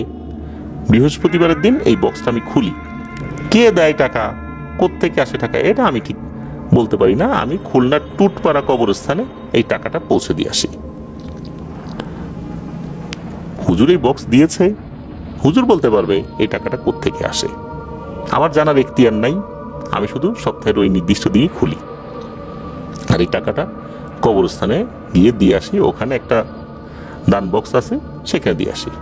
কবরস্থানের উন্নয়নের জন্য বা ওইটার বিভিন্ন কাজ রয়েছে, সেগুলোর জন্য এই টাকাটা ব্যবহৃত হয়। আর ওই হুজুরের কাছেই নাকি ওই ব্যক্তিটা তার ভাইয়ের বিষয়টা জানিয়েছিলেন। হুজুর প্রথম দিন শোনার পরে তেমন কোনো কথা বলেননি, বলেছিলেন যে এই বিষয়ে দেখি পরবর্তীতে আমি তোমার সাথে কথা বলবো। এর কয়েকদিন পর ওই হুজুর ওই ব্যক্তির সাথে কথা বলেন এবং বলেন যে যদি তুমি অনুমতি দাও তাহলে আমি কি কোনো ডাক্তার জিন দিয়ে তোমার ভাইয়ের চিকিৎসা করাতে পারি, যদি তারা এটা সমাধান করতে পারে। তখন ওই ব্যক্তি বলেন, হ্যাঁ ঠিক আছে হুজুর, আপনি যেহেতু বলছেন, আপনি এটার সমাধানের জন্য চেষ্টা চলতে বা চালাতে পারেন, এটা চেষ্টা চলতে পারে কিভাবে তাকে সুস্থ করা যায়। তখন হুজুর বললেন যে আজকে রাত্রে তোমার ভাইকে একা একা ঘুমাতে বলবা, ভালো করে ঘর বাড়ি পরিষ্কার করে রাখবা, এতটুকুই বলেছিলেন আর কি। হুজুরের কথা মতো ওই রাত্রে ওই ব্যক্তি তার ভাইকে একা রুমে ঘুমাতে দিয়েছেন, আর রাতের বেলা কাউকে ওই রুমে যেতেও বারণ করে দিয়েছেন। ওই রাতে তেমন কিছু হয় নাই। 2 দিন পর হুজুর দেখা করতে বলেছিলেন, তো 2 দিন পর গিয়েছেন। এরপর হুজুর বলেন যে আল্লাহর রহমতে তোমার ভাই সুস্থ হয়ে যাবে ইনশাল্লাহ। জিনেরা দেখে আসছে, আর আসছে শুক্রবার রাতে তোমার ভাইয়ের অপারেশন করা হবে। তুমি তোমার ভাইকে একটা রুমে রাখবা, আর রাতে যাই কিছু হোক না কেন ওই রুমে যাবা না। আর 9 কেজি মিষ্টি আর কিছু ফল রাখবা, আর ঘরে আগরবাতি জ্বালিয়ে রাখবা। তো কথা মতো উনি সেই কাজগুলো করেছেন। ওই রাত্রে ওনারা কেউই ঘুমাচ্ছিলেন না, কেননা রাত্রে কি হবে না হবে, ওই যে অপারেশন হবে এইটাই কিন্তু এই রোমান ভাইয়ের বাবাকে বলেছিলেন। তো ওনার ভাইকে একটা রুমে রেখেছেন, যে ধরনের ইনস্ট্রাকশন দেওয়া হয়েছে সেটা ওনারা ফলো করেছেন।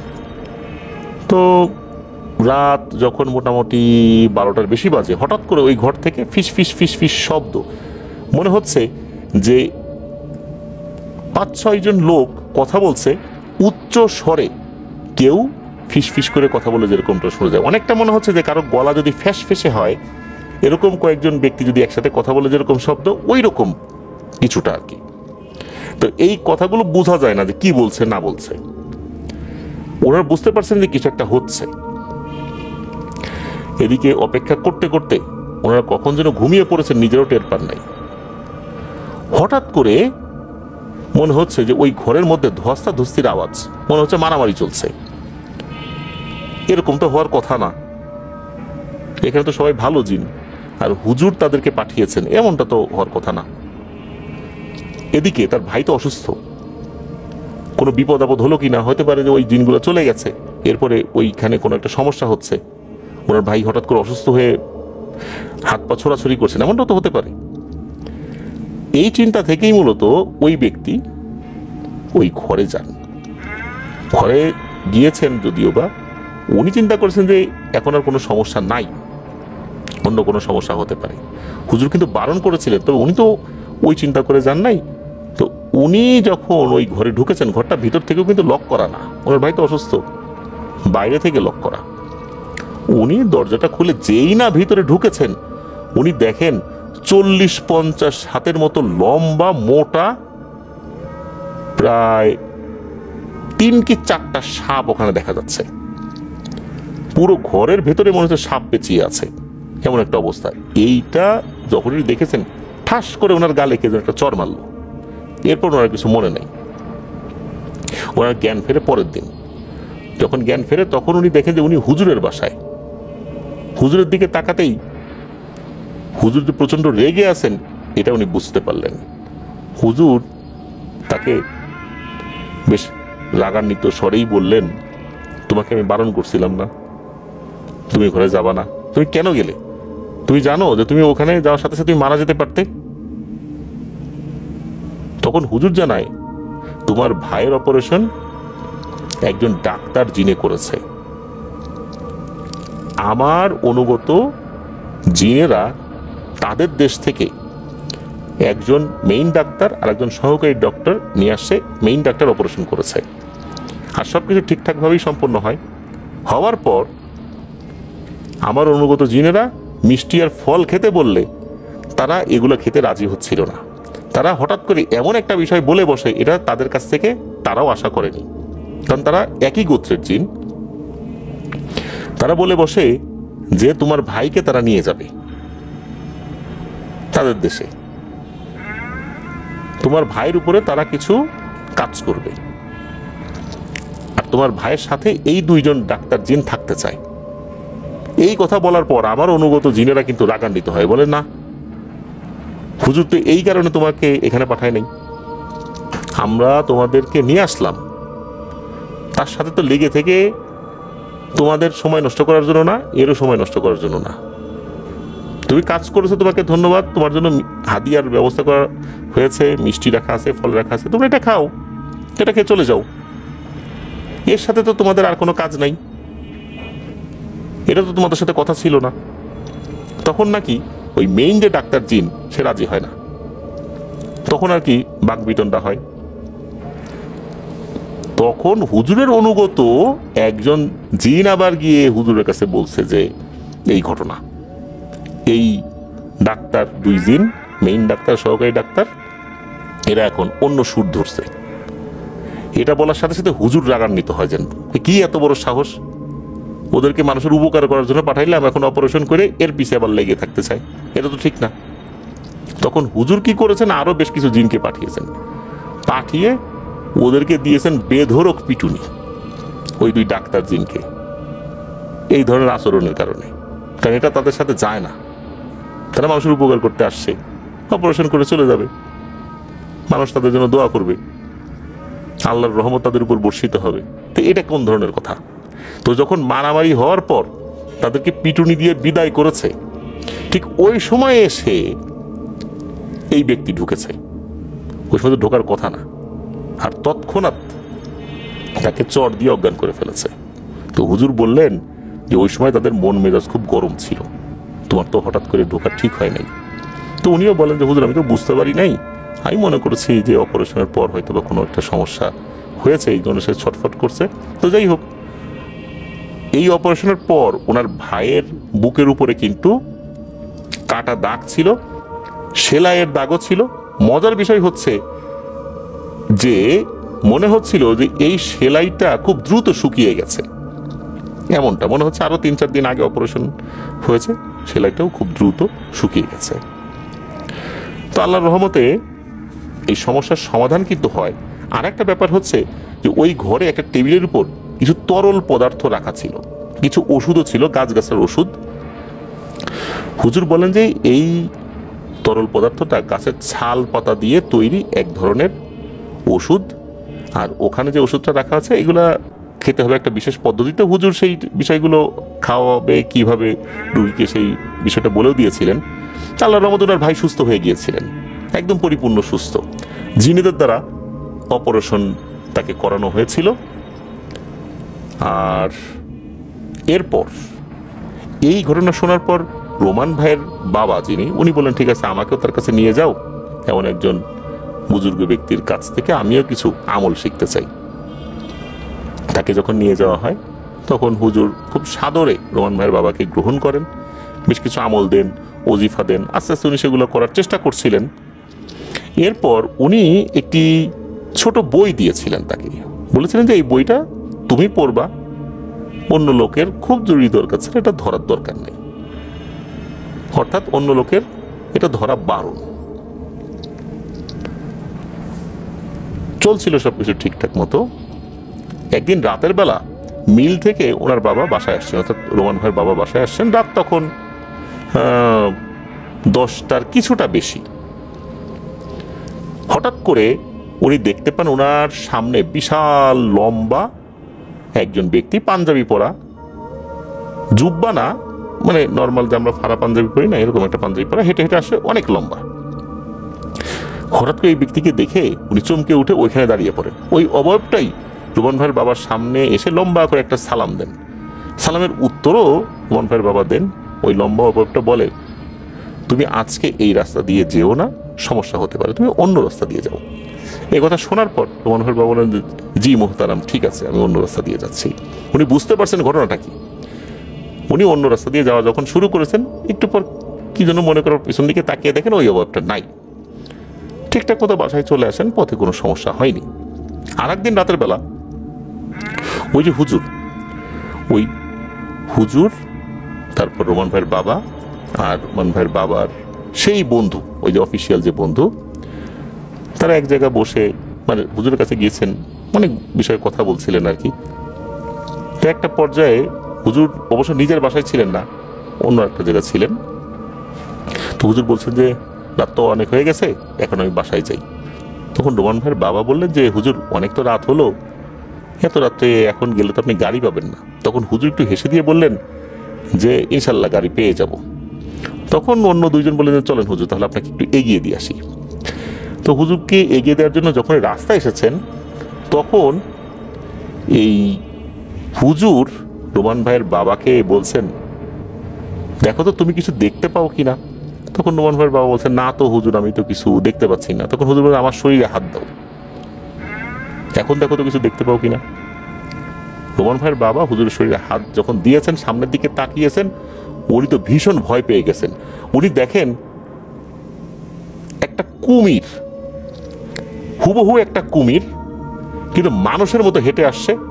তার কিন্তু কুমিরের লেজও রয়েছে, 2 পায়ে হেঁটে আসছে। তার 2 চোখ না, একটা চোখ। এই জিনিসটা দেখে ওনার বাবা তো ভয় পেয়ে গেছেন। হুজুর তো বুঝতে পারছেন উনি কি দেখছেন। হুজুর বলতে, ভয় পেও না, এই জিনিসটা আমাদের কোনো ক্ষতি করবে না, ওই এমনিতেই চলে যাবে। এর মধ্যে দেখা গেল ওই অবয়বটা মুহূর্তেই ভ্যানিশ হয়ে গেছে, আর এর মাঝে একটা গাড়িও চলে আসছে। তো হুজুর বলেন যে এই যে গাড়ি চলে আসছে, এখন আমি যাই। এই বলে উনি গাড়িতে উঠে পড়েছেন, আর রোমান ভাইয়ের বাবা আর ওনার বাবার বন্ধু নিজেদের মতো বাড়িতে চলে আসেন। এই যে হুজুর ওনার বাবাকে একটা বই দিয়েছেন, এটা ধরা তো বারণ ছিল। একদিন ওনার মা ঘর পরিষ্কার করতে করতে ওই বইটা দেখতে পান। তো রোমান ভাইয়ের মা কৌতূহলী হয়ে যেই না বইটা ধরেছে, মনে হলো উনি হাই ভোল্টেজের কারেন্টের শক খেয়েছেন। কারেন্টের শক খেলে আমাদের পুরো শরীর যেমন ঝাঁকুনি দিয়ে ওঠে, ওই রকম একটা ঝাঁকুনি তার লাগে। আর এই ঝাঁকুনি যখন লেগেছে, উনি ঘরের একপাশে পড়ে গিয়েছেন, থরথর করে কাঁপাকাঁপি শুরু করে দিয়েছেন। এরপর উনি কিছুটা স্বাভাবিক হয়ে দ্রুত ঘর থেকে বের হয়ে যান। যখন রোমান ভাইয়ের বাবা বাসায় আসছেন, তখন ওর বাবাকে এই বিষয়টা বলেছেন। ওর বাবা তো খুব রাগারাগি করছে যে তুমি এই জিনিসটা কেন ধরলে, আগেই তো নিষেধ করে দিচ্ছিলাম যে ধরবা না, কি দরকার ছিল এটা ধরার। তা যাই হোক, ওই ঘটনা ও পর্যন্তই, এটা নিয়ে আর পরে সমস্যা হয়নি। 1988 সালে ওনাদের এলাকায় বেশ বড় একটা ঝড় হয়েছিল। ওই ঝড় কি বারে হয়েছিল, কয় তারিখে হয়েছিল, এই বিষয়টা অবশ্য রোমান ভাইয়ের মায়ের খুব ভালো করে মনে নাই, এই জন্য বলতে পারেন নাই। তবে ওই রাতে একটা অদ্ভুত ঘটনা ঘটেছিল। সেটা হচ্ছে যে ওই রাতে রোমান ভাইয়ের আব্বা আম্মা যেই রুমে বসেছিলেন, হঠাৎ করে রোমান ভাইয়ের আব্বা বলছেন রোমান ভাইয়ের মাকে, এই তাড়াতাড়ি এই রুম থেকে অন্য জায়গায় চলে যাই, চলো। ওনারা দ্রুত ওই রুম থেকে যখন অন্য রুমে গিয়েছেন, মাত্র কয়েক মিনিট পর ওই রুমের উপর ধপাস করে বড় একটা গাছ এসে ভেঙে পড়ে। সকালবেলা রোমান ভাইয়ের বাবা রোমান ভাইয়ের মাকে বললেন যে হঠাৎ করে কে যেন কানের কাছে এসে বলল যে হুজুর আপনাকে বলছে যে এই রুম থেকে দ্রুত বের হয়ে যান, তাই তোমাকে বললাম যে তাড়াতাড়ি অন্য জায়গায় চলো। আসলে ওই ফিস ফিস করে তার কানের কাছে নিশ্চয়ই কোনো জিন এসে বলেছিল। হুজুর কেন হঠাৎ করে এই খবরটা দেওয়ার জন্য ওই জিনকে পাঠিয়েছিলেন, এটা কিন্তু ওনারা বুঝতে পারেন নাই। আর ওখান থেকে সরে আসার পর কেনই বা হঠাৎ করে গাছ এসে পড়লো, ঝড়ের রাত গাছ এসে পড়তেই পারে, গাছ যে তখন ওখানে এসে পড়বে এই বিষয়টা হুজুর কিভাবে জানলেন? কোনো জিন কি এই গাছটি ফেলেছিল? এই বিষয়টাও নিশ্চিত হওয়া যায় না। একবার হয় কি, রোমান ভাইয়ের বাবার যিনি বস ওনার অফিসের, তার বাসায় দাওয়াত পেয়েছেন, ওখানে কোনো একটা প্রোগ্রাম হবে আর কি, খুলনার ফুলতলা দামুদা নামক যে জায়গা রয়েছে ওইখানে, ওই তার বসের বাসা। তো সেখানে রাতের বেলা খাওয়া দাওয়া করে অনেকটা সময় তো পার হয়ে গেছে, রাতও হয়ে গেছে। তো বাবা তো বাসার দিকে আসছেন, ওনার হাতে একটা টর্চ লাইট ছিল, তো উনি হাঁটছেন, হঠাৎ করে খেয়াল করে ওনার সামনে একজন মহিলা হাঁটছে, লাল শাড়ি পরা। ওনার বাবা এক সাইড দিয়ে পাশ কাটিয়ে চলে যেতে চেয়েছেন আগে আগে। তো উনি যখনই একটা সাইড দেন, ওই মহিলাও ঠিক সেম ভাবে সামনে চলে আসে, সেও সাইড নিয়ে সামনে চলে আসে। সে আগে আগে হাঁটছে, মনে হচ্ছে সে বুঝতে পারছে পেছন দিকে না তাকিয়েই যে রোমান ভাইয়ের বাবা কোন দিকে সাইড নিচ্ছেন। রোমান ভাইয়ের বাবা তো অবাক যে এই মহিলা কোনোভাবেই তাকে সামনে আগাতে দিচ্ছে না। অনেক সময় দেখা যায় যে আমরা পথ চলার সময় হঠাৎ করে সামনে কোনো লোক চলে আসলে, সে ডান দিকে গেছে, আমরাও মনের অজান্তেই ডান দিকে যাই, সে বাম দিকে সরে গেছে, আমরাও মনের অজান্তে বাম দিকে সরে যাই। দেখা যাচ্ছে যে দুইজন বারবার এরকম করতে করতে শেষ পর্যন্ত একজনকে ডিফারেন্ট অ্যাঙ্গেলে গিয়েই বের হয়ে যেতে হয়। এরকম কিন্তু অনেক সময় আমাদের সাথে ঘটে থাকে, কিন্তু সেটা হয় মুখোমুখি যখন আমরা হই, তখন একদম উল্টো দিকে, যেখানে কেউ কাউকে দেখেই না, কেউ উল্টো দিকে ঘুরে আছে, কেউ কাউকে দেখছেই না, সেখানে কিন্তু এমনটা হওয়ার কথা না। মনে হচ্ছে ওই মহিলা ইচ্ছে করে সে এমনটা করছে, ওনার বাবা তো আগাতে পারছে না। কিছুক্ষণ পর বুঝতে পারলেন যে এটা তো স্বাভাবিক কিছু না, একটা মহিলা ঘোমটা পরে হেঁটে যাচ্ছে। সে বুঝতে পারে কিভাবে যে আমি ডানে যাচ্ছি না বায়ে যাচ্ছি, সে বারবার আমার সামনে চলে আসে, আগাতে দেয় না। উনি দ্রুত শরীর বন্ধ করে ফেলেন দোয়া দরুদ পড়ে।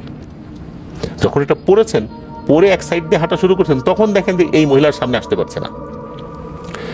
উনি তখন একটু সামনে থেকে এগিয়ে পেছন দিকে যখন খেয়াল করেছেন, মানে ঘুরে তাকিয়েছেন যে এটা কে আসলে, দেখি তো চেহারাটা কেমন, বারবার আমার বিরক্ত করলো। যখন তাকিয়েছেন ওটার দিকে, উনি মারাত্মক ভয় পেয়েছেন।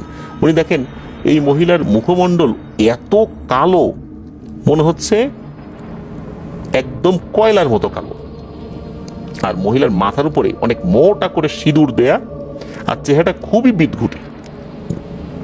ওই মহিলাটা তখন বলে ওঠে, কিরে কেমন দেখলি আমাকে, আয় এদিকে আয়, এমনটা বলছে আর কি।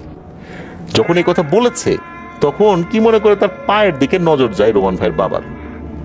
ওনার বাবা দেখেন যে ওই মহিলাটার পা উল্টো দিকে ঘোরানো। আমরা অনেক সময় শুনি না যে এই ভূত ব্যক্তিদের পা উল্টো দিকে ঘোরানো থাকে, ঠিক তেমনটাই। আর তখন মনে হচ্ছে যে তার পাটা মাটি থেকে কয়েক ইঞ্চি উপরে, শূন্যে সে এক পা সামনে এক পা পিছনে দিয়ে হেঁটে হেঁটে যাচ্ছে, আর সে এগিয়েও যাচ্ছে, পা তার মাটিতে নাই। এইটা দেখার পর ওনার বাবা বেশ ভয় পেয়ে যান। যা দোয়া দরুদ আছে তখন উনি সেটাও পড়তে থাকেন। তবে উনি জ্ঞান হারান নাই আল্লাহর রহমতে। উনি আবার তার রাস্তা যেটা ছিল বাড়ির দিকে দৌড়ানো শুরু করেন। ঠিকঠাক মতোই বাসায় পৌঁছে যান উনি। তবে আল্লাহর রহমতে কোনো ধরনের কোনো সমস্যা না হলেও বাড়ির কাছাকাছি যখন চলে আসছেন তখন পাঞ্জাবি পরে একটা লোককে দেখতে পান, স্বাভাবিক গড়নেরই একটা লোক।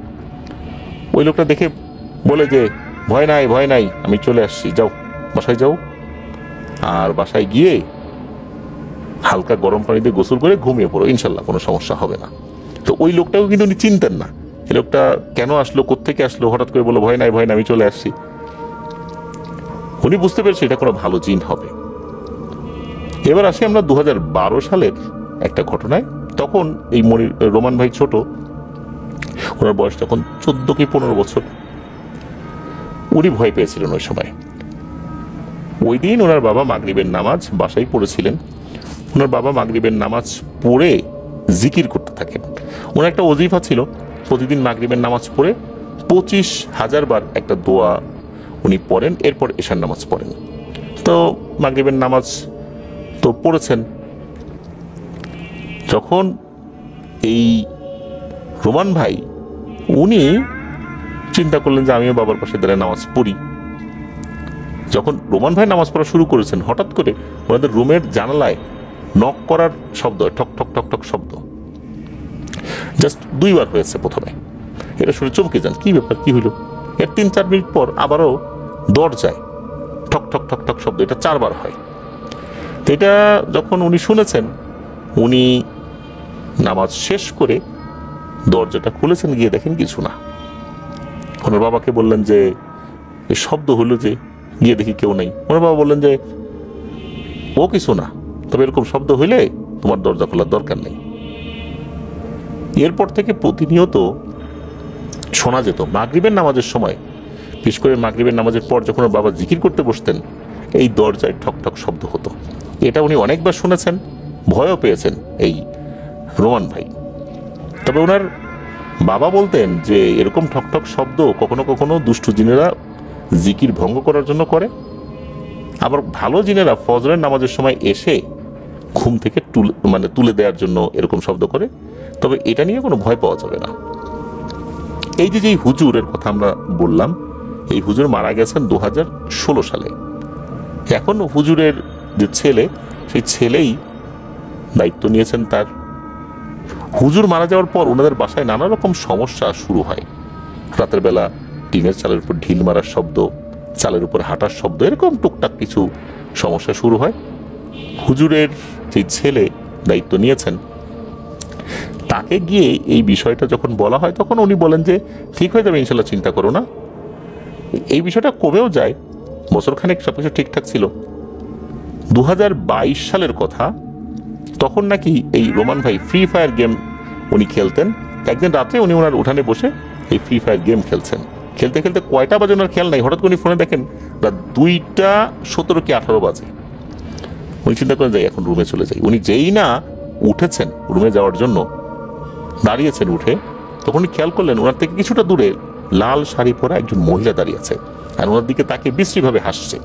তবে তার চেহারাটা ওরকম ভয়ঙ্কর এরকম বলা যাবে না, তার পুরো শরীর সোনার গহনা দ্বারা আবৃত বলে মনে হচ্ছে। এটা দেখে তো উনি এক দৌড়ে রুমে গিয়ে শুয়ে পড়েছেন। এই কথা শুরুতে কাউকে বলেন নাই। এর 1 থেকে 1.5 মাস পর উনি রাতে ঘুমিয়ে আছেন, হঠাৎ করে উনি দেখেন ওনার রুমের মধ্যে কে যেন দাঁড়িয়ে আছে। একটু খেয়াল করে উনি দেখতে পান যে লোকটা দাঁড়ানো, তার ঠিক কপালের উপরে একটা মাত্র চোখ, তার মুখ দিয়ে লালা গড়িয়ে গড়িয়ে পড়ছে। এটাও বুঝতে পেরেছেন। চোখটাও মনে হচ্ছে লাল টকটকে জল জল করছে। এটা দেখার পর ওনার শরীর তো নাড়াতে পারছেন না। আর এই লোকটা হুট করে এসে ওনার গলাও চেপে ধরেছে, চেপে ধরে বলতেছে, দে বইটা দে। এদিকে উনি তো কোনো কথা বলতে পারছেন না। শরীরের সর্বোচ্চ শক্তি এক করে ওনার আম্মাকে ডাক দিয়েছেন। ওনার আম্মা দ্রুত ওনার রুমে এসে যখন তার শরীরে হাত দিয়েছেন সবকিছু ঠিকঠাক হয়ে যায়। উনি কিন্তু এসে আর কিছু দেখেন নাই যে তার শরীরের উপর কিছু ছিল কি ছিল না, এরকম কিছু দেখেন নাই। এরপর ওই যে মাসখানেক আগে উনি একটা কিছু দেখেছিলেন লাল শাড়ি পরা, এই বিষয়টাও বলেন, আর এই রাতের কথাও খুলে বলেন যে যেটা হয়েছিল আর কি। এরপর ওনার মা বলে, আচ্ছা ঠিক আছে ঘুমাও, সকালবেলা দেখি তোমার বাবাকে বলে এই সমস্যার সমাধান কিভাবে করা যায় এটা নিয়ে আলোচনা করা যাবে। তো পরের দিন বিকেলবেলা দেখা গেল সেই হুজুরের ছোট ছেলে যিনি এখন দায়িত্বে আছেন আর কি, সেই হুজুর উনি আসছেন ওনাদের বাসায়, এসে বাসা বন্ধ করে দিয়েছেন, ওনার শরীরটাও ঝাড়ফুঁক করে বন্ধ করে দেন। এরপর থেকে আল্লাহর রহমতে এখন পর্যন্ত কোনো সমস্যা হয়নি। তো এটাই ছিল ঘটনা।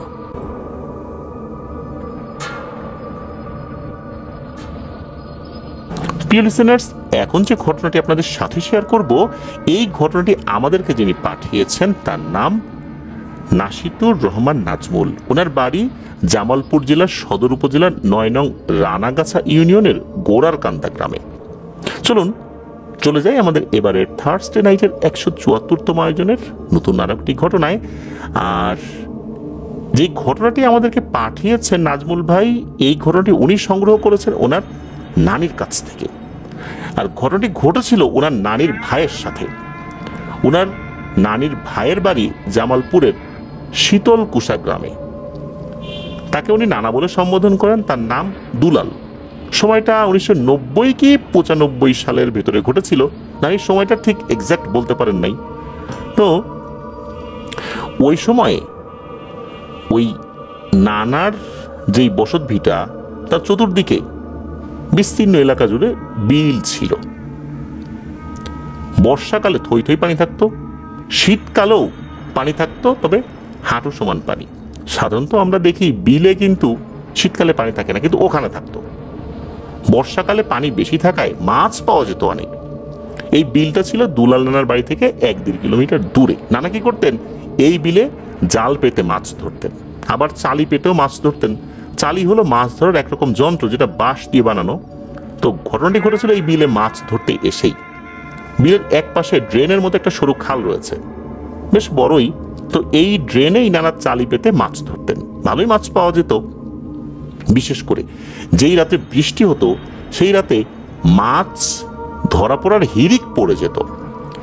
এমনি এক আষাঢ় মাসের বাদলা দিনের ঘটনা। নানা এই ড্রেনে চালি পেতেছেন। দিনে ঝিরিঝিরি বৃষ্টিতে ঢালা ভর্তি করে মাছ পেতে শুরু করেছেন দুলাল নানা। সেই দিন সন্ধ্যা থেকে ভারী বর্ষণ শুরু হয়।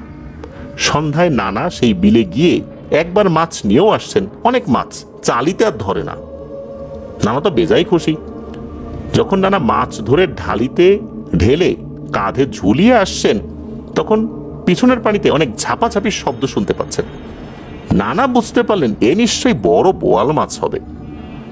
এত মাছ পেয়েছেন আজ, আবার ওইদিকে বোয়ালেরও আনাগোনা। আনন্দে নানার মনটা কিন্তু নেচে ওঠে। উনি ভাবছেন, আজ রাত্রে এখানেই থাকতে হবে রে, না হলে এই বড় বড় মাছগুলো তো ধরতে পারবো না। আর এই মাছ যদি একবার চালির মধ্যে ঢুকে পড়ে তাহলে তো চালি চুলি ভেঙে নিয়ে ওই পাশে চলে যাবে, তখন তো আবার লস হয়ে যাবে। নানা বাড়িতে আসছেন, এসে খাওয়া দাওয়া শেষ করে একটু বিছানায় গড়িয়ে নিয়েছেন যে হালকা একটু ঘুমিয়ে নিই, তারপর সারা রাত জেগে থাকবো। আর সারাদিন তো অনেক পরিশ্রম করেছেন, যার কারণে ঘুম চলে আসছে। ওনার যখন ঘুম ভেঙে যায় তখন রাত যে কয়টা বাজে এইটা উনি অনুমান করতে পারেন নাই। কারণ বর্ষাকালে চাঁদ তারা না থাকায় সময় আন্দাজ করা কঠিন ছিল। আর গ্রামে তো ঘড়ির প্রচলন একটু কমই ছিল, আবার বৃষ্টিও হচ্ছিল। তো ঘুম থেকে ওঠার পর নানিকেও ডেকে তুলেছেন, বললেন যে হারিকেনার ছাতাটা দাও আর ঢালাটাও দাও, মাছ রাখবো তো। তখন নানি বললেন যে এই এখন কয়টা বাজে, এত রাত্রে বিলে না গেলে হয় না, চারদিকে টইটুম্বুর পানি, কি হয় না হয়। নানা কিন্তু নানির এসব কথায় ভ্রুক্ষেপ করেন না। মাছ ধরার নেশা কিন্তু বড় একটা নেশা। এই নেশা যাদের আছে, কোনো ভূত প্রেতের ভয়, কোনো ঝড় বৃষ্টি, এগুলো কিছুই কিন্তু তারা মানেন না। নানা নানির কথা না শুনে ঢালি, ছাতা, হারিকেন এগুলো নিয়ে বেরিয়ে পড়েছেন বিলের উদ্দেশ্যে। নানা কাঁধে ঢালিটা ঝুলিয়ে যখন বের হন, তখন বুঝতে পারেন যে এখন তো গভীর রাত, চারদিকে নীরব, শুধু ঝুমঝুম বৃষ্টির শব্দ। তো নানা হেঁটে যাচ্ছেন বিলের দিকে ছাতাটা ফুটিয়ে। যেতে যেতে যখন ওই জালির বা ওই চালির কাছাকাছি চলে এসেছেন, তখন নানা একটা শব্দ শুনতে পান, চপ চপ চপ চপ শব্দ, মনে হচ্ছে কেউ কিছু খাচ্ছে। নানা শব্দটা শুনতে শুনতে যখন ওই চালির কাছাকাছি এসে পড়েছেন, তখন নানা হারিকেনের ঝাপসা আলোতে দেখেন ওই চালির ওখানে একটা অবয়ব চালির দিকে উপর হয়ে কিছু একটা খাচ্ছে। নানা বুঝতে পারছিলেন যে এটা মাছ খাচ্ছে। তো এই অবয়বটাকে দেখে নানা ভেবেছিলেন এটা শেয়াল টাইপের কোনো জিনিস হবে। ওই এলাকায় কিন্তু শেয়ালের উপদ্রব ছিল, মাছ খেতে আসতো। নানার হাতে একটা লাঠি সবসময় থাকতো, বিশেষ করে রাত্রেবেলা বের হওয়ার সময় লাঠি নিয়ে বের হতেন। আবার বৃষ্টির রাত্রে কিন্তু লাঠি নিয়ে বের হতে হতো, লাঠির উপর ভর দিয়ে কাদা রাস্তা কিন্তু পার হতে হতো, নাহলে কিন্তু স্লিপ কেটে পড়ে যাওয়ার সম্ভাবনা থাকে। ওই লাঠিটা তো ওনার কাছে ছিল। চুপি চুপি কাছে গিয়ে ওই জিনিসটাকে দিয়েছেন একটা বাড়ি।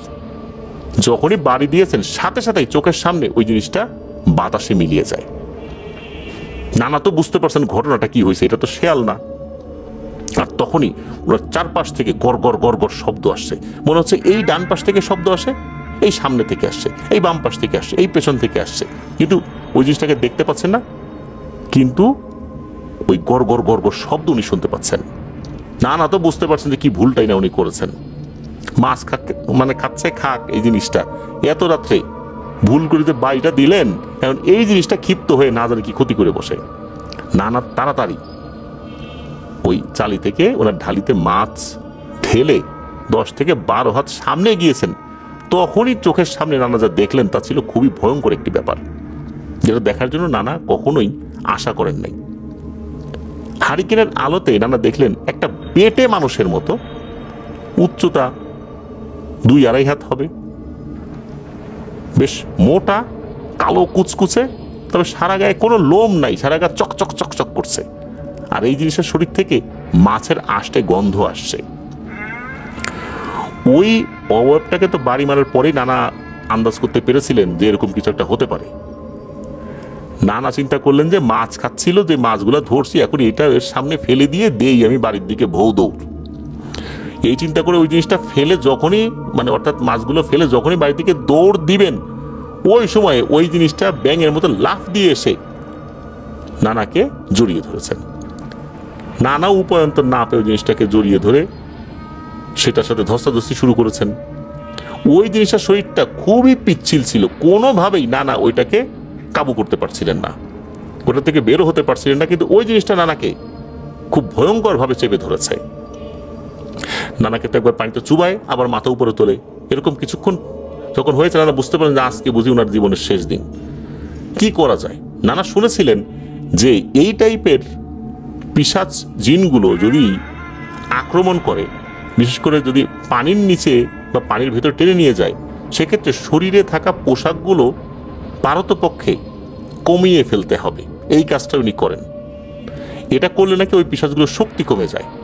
তো নানা যখন এই কাজটি করেছেন, উনি দেখলেন যে হ্যাঁ, এইটা কাজে আসছে, এই পিশাচটাকে এখন দুর্বল বলে মনে হচ্ছে।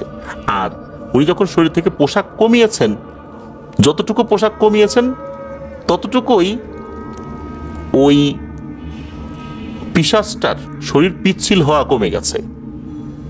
আগে তো খুবই পিচ্ছিল ছিল, এখন মনে হচ্ছে বেশ খসখস হয়ে গেছে। না তো এই জিনিসটাকে এইবার ধরতে পারছেন। ধরে ওই জিনিসটাকে উনিও কাবু করে ফেলার চেষ্টা করছেন। শুধু তাই না, ওই জিনিসটা যেহেতু একটু বেটে ছিল, ওনার থেকে অনেক ছোট আকৃতি ছিল, ওই জিনিসটাকে উনি ধরে জাপটে ধরে ওটাকে উনি ডাঙার উপর নিয়ে আসছেন। ডাঙার উপর নিয়ে এসে ওই জিনিসটাকে মেরেছেন এক আসার খেয়ে ওই জিনিসটা তো কুই কুই শব্দ শুরু করে দিয়েছে। এদিকে নানারও শরীরের অবস্থা ভালো না, ওনার শরীরটা দুর্বল হয়ে পড়েছে। তবে নানা কিন্তু জ্ঞান হারাননি। মাটিতে ওঠার পরও আবারও ওই জিনিসটা ধস্তাধস্তি শুরু করে দেয় নানার সাথে। তবে এবার আর ওই জিনিসটা পেরে ওঠে না, ওই জিনিসটার শক্তিও আল্লাহর রহমতে কমে এসেছে। নানা ওই জিনিসটাকে আছাড় মারছেন, ওই জিনিসটাও নানাকে ক্ষতি করার চেষ্টা করছে, তবে একটা পর্যায়ে ওই জিনিসটা নানাকে ছেড়ে দেয়।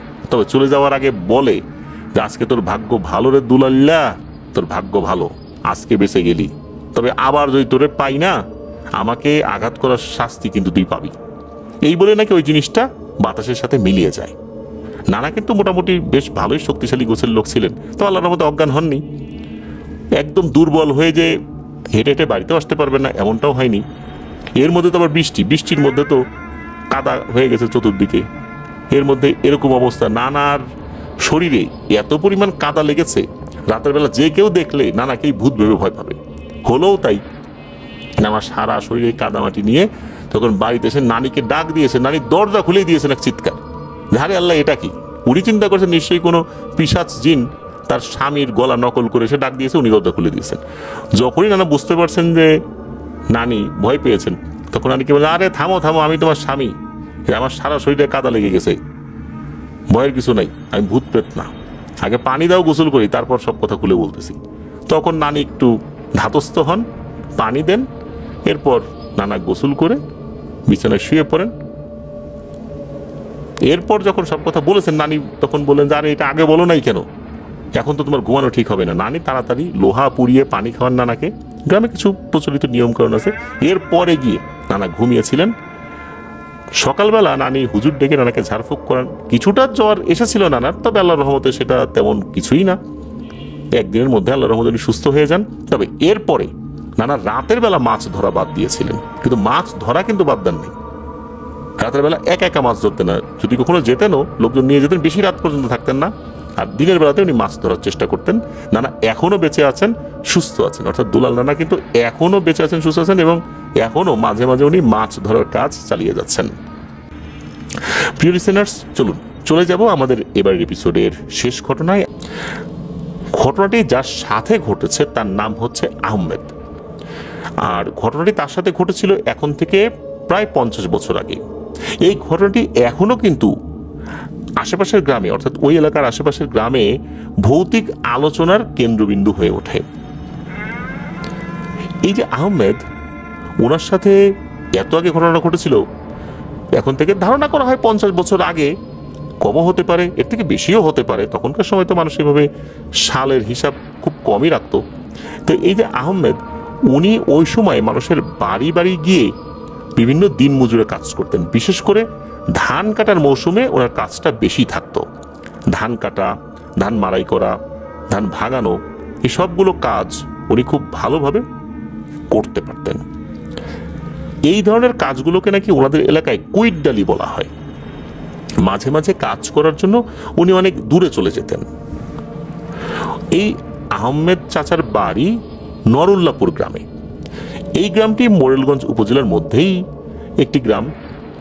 উনি ওই গ্রাম থেকে কাজ করতে আসতেন তেলিগাতি, ঢুলিগাতি, চাপড়ি, এই গ্রামগুলোতে। ওই সময়কার প্রেক্ষাপটে তো রাস্তাঘাট এরকম ভালো ছিল না, কাদামাখা পথঘাট, আর পথঘাটও ছিল না ঠিকঠাক মতো। আর যেই রাস্তা দিয়ে গরুর গাড়ি চলতো, একটু বৃষ্টি হলে ওই গরুর গাড়ির চাকা দেবে যেত, ওই রাস্তা আরো কর্দমাক্ত হয়ে যেত। আর বৃষ্টি যদি একটু বেশি হতো, হাঁটু সমান কাদা জমে যেত। তো নরুল্লাপুর গ্রাম থেকে এই তেলিগাতি, ঢুলিগাতি, এসব গ্রামের দূরত্ব প্রায় 5 থেকে 6 কিলোমিটার, কোথাও কোথাও তার থেকেও বেশি। অর্থাৎ অন্যান্য গ্রামে এর কথা যদি আমরা বলি, এই নরুল্লাপুর গ্রাম থেকে সেই গ্রামের দূরত্ব আরো বেশি। এতটা পথ পায়ে হাঁটা, আর যদি রাস্তায় কাদা জমে যায়, তাহলে সেই কাদাযুক্ত পথে হাঁটাটা যে কতটা কষ্ট, সেটা যারা হাঁটেন তারাই বুঝতে পারেন। তো ওই সময় তো আশেপাশে ইলেকট্রিসিটির কথা চিন্তাই করা যেত না। সন্ধ্যার পরই মানুষ কুপির বাতি নিভিয়ে ঘুমিয়ে পড়তো, একদম কাক টাকা ভরে উঠে কাজ কাম শুরু করত। তো ঘটনা যেদিন ঘটে, ওই দিন এই যে আহমেদ চাচা যিনি, উনি কাজ করতে যান ঢুলিগাতি গ্রামের কোন একটি গেরস্থালি বাড়িতে। ওই সময় যাদের অনেক ধানি জমি থাকতো, ধান মাড়াই করতো, ধান ভাঙাতো, তাদেরকে মহাজন বা গৃহস্থ বলা হতো তাদের এলাকায়। এখন অনেক জায়গায় এদেরকে গৃহস্থই বলা হয়। তো ওই বাড়িতে এই আহমেদ চাচা সারাদিন কাজ করেছেন। দিনের কাজ শেষ করে উনি মাগরিবের নামাজ ওই গৃহস্থালী বাড়িতে আদায় করে রওনা হয়েছেন বাড়ির পথ ধরে। তিনি তো হেরে যাচ্ছেন। প্রথমে ঢুলিগাতি গ্রাম পার হয়ে মালমগাছা গ্রাম, তারপর তেলিগাতি গ্রাম, সেটাও পার হয়ে উনি চলে আসতে থাকেন। তো তেলিগাতি গ্রাম ভালোভাবেই পার হয়েও যান। এ পর্যন্ত আসার পথে কোনো সমস্যা হয়নি। এই পুরো পথের মধ্যে কিন্তু অনেকগুলো ভুতুরে জায়গা উনি পার হয়ে এসেছেন, কিন্তু কোথাও কোনো সমস্যা হয়নি। ওই সময় কিন্তু ওনার কাছে কোনো আলো ছিল না, আর ওই রাতটাও ছিল অমাবস্যা, এটা আবার ওনার জানা ছিল না। ওনার কাছে কিন্তু কোনো টর্চ লাইট ছিল না যে টর্চ লাইট জ্বালিয়ে আসবেন, আর ওনার কাছে হারিকেনও ছিল না যে হারিকেন ধরিয়ে আস্তে আস্তে হেঁটে হেঁটে আসবেন। উনি অন্ধকারের মধ্যেই তো হাঁটাচলা করা অভ্যাস, আর এই পুরো রাস্তা তো ওনার একদম মুখস্থ। চোখ বন্ধ করে হাঁটলেও বলতে পারবেন এই রাস্তা এখন ডানে গিয়েছে, এখন বায়ে গিয়েছে। তো উনি ওনার মতো করে তো হাঁটছেন কোনো ধরনের সমস্যা ছাড়াই। উনি তেলিগাতি গ্রামের শেষ সীমানাটাও পার হয়ে গিয়েছেন। এরপর তিনি প্রবেশ করেছেন চাপড়ি নামক গ্রামে। এই চাপড়ি গ্রামের ঘটনা কিন্তু এর আগে আমরা বলেছিলাম। ওই গ্রামের কিন্তু একটি কুখ্যাত গোল বাগান ছিল, যেই বাগানে ভয় পেয়ে অনেকে নাকি মারাও গেছেন। তো এই আহমেদ চাচা উনি চাপড়ি গ্রামের মেঠো পথ দিয়ে হাঁটছেন। হাঁটতে হাঁটতে উনি পৌঁছে গেলেন একটা ভয়ানক কবরস্থানের কাছে। কবরস্থানটি ছিল গ্রামের মেঠো পথের একদম পাশেই। বর্তমানে ওই জায়গায় একটা ডাক্তারের চেম্বার রয়েছে, সেই ডাক্তারের নাম হচ্ছে ডক্টর মিজানুর রহমান। উনি একজন ভালো ডক্টর। তো তার চেম্বারটাই ওই কবরস্থানের পাশে। যদিও বা এই রাস্তাটা এখন নাকি পিচ ঢালাই হয়ে গেছে, বেশ ভালো রাস্তা। এই ডাক্তার সাহেবের চেম্বারের আশেপাশেই ওই কবরস্থানটি ছিল। তো আহমেদ চাচা হাঁটছেন, হাঁটতে হাঁটতে হঠাৎ সামনে তাকিয়ে দেখেন মেঠো পথের ঠিক মাঝ বরাবর আড়াআড়ি ভাবে কাফনে মোড়ানো একটা লাশ রাখা। ওই রাতটা কিন্তু অমাবস্যার ছিল, কিন্তু এই কাফনে মোড়ানো লাশটা একদম স্পষ্টভাবে দেখা যাচ্ছে। মনে হচ্ছে এটার উপরে কোনো একটা জায়গা থেকে আলো ফেলা হয়েছে, কিন্তু আলোটা আদতে ফেলা হয়েছে নাকি হয় নাই এটা স্পষ্টভাবে বোঝা না গেলেও মনে হচ্ছে এর উপরে আলো জ্বলছে। আর এই আলোটা শুধু ওই লাশের মাথা থেকে পা পর্যন্ত বিস্তৃত, যা ওই লাশটিকে আরো স্পষ্ট করে দেখাচ্ছে। উনি এখন কি করবেন? যাওয়ার তো জায়গা নেই। ওনার বাড়ি তখনও কিন্তু প্রায় 2 মাইল দূরে। এই মেঠো পথটাই ওনার বাড়িতে যাওয়ার একমাত্র রাস্তা। রাস্তার পাশে খাল রয়েছে। উনি তো বুঝতে পারছেন ঘটনা কি। এখন কি যে করবেন কোনো সিদ্ধান্ত নিতে পারছেন না। আশেপাশে কোনো বাড়িঘরও নাই যে চিৎকার দিয়ে কাউকে ডাকবেন। ওই সমস্ত ওই জায়গাগুলোতে ওই সময়ের প্রেক্ষাপটে আর কি বিরাট বিরাট গাছপালা আর জঙ্গলে ভরপুর ছিল। তিনি তো ভয় পেয়েছেন, চিন্তা করলেন বাড়িতে তো যেতেই হবে যদি বাঁচতে হয়। উনি একটা বিষয় খেয়াল করেন, লাশটা কিন্তু আড়াআড়ি ভাবে শুয়ে আছে, নড়াচড়া তো করছে না, কিন্তু মাথার দিকে কিছুটা জায়গা ফাঁকা রয়েছে, অর্থাৎ ওই পাশ দিয়ে কোনোভাবে হেঁটে পার হওয়া যায়। উনি খুব সাবধানে ওনার পরিধেয় লুঙ্গিরও টাচ যেন ওই লাশের কাফনে না লাগে এটা নিশ্চিত করে ওই মাথার দিকটা দিয়ে পাশ কাটিয়ে সামনে হাঁটা শুরু করেছেন। এইবার উনি যখন হাঁটা শুরু করেছেন তখন বুঝতে পারছেন ঘটনা তো আবারও শুরু হয়ে গেছে। পেছন থেকে ধূপধাপ ধূপধাপ করে পায়ের আওয়াজ। এটা কেমন আওয়াজ? কেউ যদি মাটির উপর দিয়ে দৌড়াতে দৌড়াতে পেছন থেকে কাউকে ধরতে আসে, যাকে ধরতে আসছে ওই ব্যক্তি কিন্তু পেছন থেকে এই ধূপধাপ আওয়াজটা শুনতে পান। এটা যখন একদম কাছে চলে আসে তখনও বোঝা যায় যে এখনই ধরে ফেলবে। ওনার কাছে মনে হচ্ছে ধূপধাপ আওয়াজ করতে করতে একদম তার শরীরের সাথে টাচ লেগে যাবে এমন একটা ভাব, বা ধাক্কা লেগে যাবে এমন একটা ভাব। তখন আর লাগে না ধাক্কা বা টাচ লাগে না, মনে হচ্ছে এক্ষুনি তাকে চাপটে ধরে একদম পিষে মেরে ফেলবে। কিছু সময় পর পর এরকম আওয়াজ হচ্ছে, কিন্তু তাকে টাচও করে না, ধরেও না। মনে হচ্ছে কোনো এক অদৃশ্য শক্তি এই জিনিসটাকে বাধা দিচ্ছে। আর বারবার এরকম মনে যে হচ্ছে এর পেছনে কিন্তু কারণ রয়েছে। কারণ হচ্ছে ধূপধাপ শব্দ যে হচ্ছে তা কিন্তু না। যখন একদম কাছে চলে আসে মানুষ, যখন একদম কারো কাছে দৌড়ে চলে আসে, তার বডির একটা বাতাস কিন্তু এসে লাগে। ওই বাতাসটাও কিন্তু তার গায়ে লাগছে, আর বাতাসটা বেশ জোরে এসে লাগছে। আর জোরে এসে লাগার কারণে উনিও বুঝতে পারছেন যে এই অবয়বটির আকার আকৃতি অনেক বড়, এটা স্বাভাবিক আকৃতির কোনো জিনিস না। সে যখন দৌড়ে একদম কাছে চলে আসে তখন তার পরনে থাকা লুঙ্গি, গায়ের জামাটা বাতাসে নড়ে ওঠে, বাতাসে একটা ধাক্কা এসে লাগে। ওই ধাক্কাই বুঝতে পারেন এটা কি গতিতে দৌড় এসেছে বা এর আকার আকৃতি কেমন। যখনই একদম কাছে চলে আসে তখনই তার প্রাণবায়ু বের হয়ে যাওয়ার উপক্রম হয়, মনে হচ্ছে এই বুঝি ঘাটটা মটকে দেবে। আর এই নির্জন স্থানে রিতাকে মাটির নিচে পুঁতেও ফেলে, কেউ তো জানতে পারবে না। এর মধ্যে উনি কিন্তু কোনোভাবে পেছন দিকে তাকান না। উনি জানেন যে পেছন দিকে যদি একবার তাকাই তাহলে তো বিপদ আরো বাড়বে। উনি ওই অবস্থাতেই দ্রুত হাঁটতে হাঁটতে বাড়ির দিকে যাচ্ছেন। পুরো পথ জুড়ে এরকম হচ্ছে। বাড়ির কাছাকাছি যখন পৌঁছেছেন তখন এমন ভয়ানক বাতাস শুরু হয়েছে চতুর্দিকে, মনে হচ্ছে গাছপালা সব ভেঙে চুরে ওনার গায়ের উপর এসে পড়বে। এমনকি গাছ ভাঙার মটমট শব্দও হচ্ছে। আল্লাহর অশেষ রহমতে উনি এভাবেই বাড়িতে পৌঁছেছেন। ঘটনা কিন্তু এখানেই শেষ নয়। এই যে আহমেদ চাচা, ওনার দাদা একজন কবিরাজ ছিলেন। তো বাড়ির উঠোনে পৌঁছাবার সাথে সাথে এই আহমেদ চাচার দাদা বের হয়ে আসেন এবং বলেন, হ্যাঁ রে আহমেদ, তুই যে বিপদে পড়ছিলি আল্লাহ বাঁচাইছে রে, তোর হায়াত ছিল বলেই আল্লাহর রহমতে তুই বেঁচে আছিস এখনো। তোর কিন্তু বেঁচে থাকার কথা না। তোর পিছনে এক মারাত্মক ভয়ঙ্কর পিশাচ লেগেছিল। আজকে রাত্রে তো অমাবস্যা, আর এই অমাবস্যা রাত্রে ও মানুষকে মেরে আরো শক্তিশালী হয়ে যায়। আমার সাথে খুব ভালো একটি জিনের পরিচয় ছিল।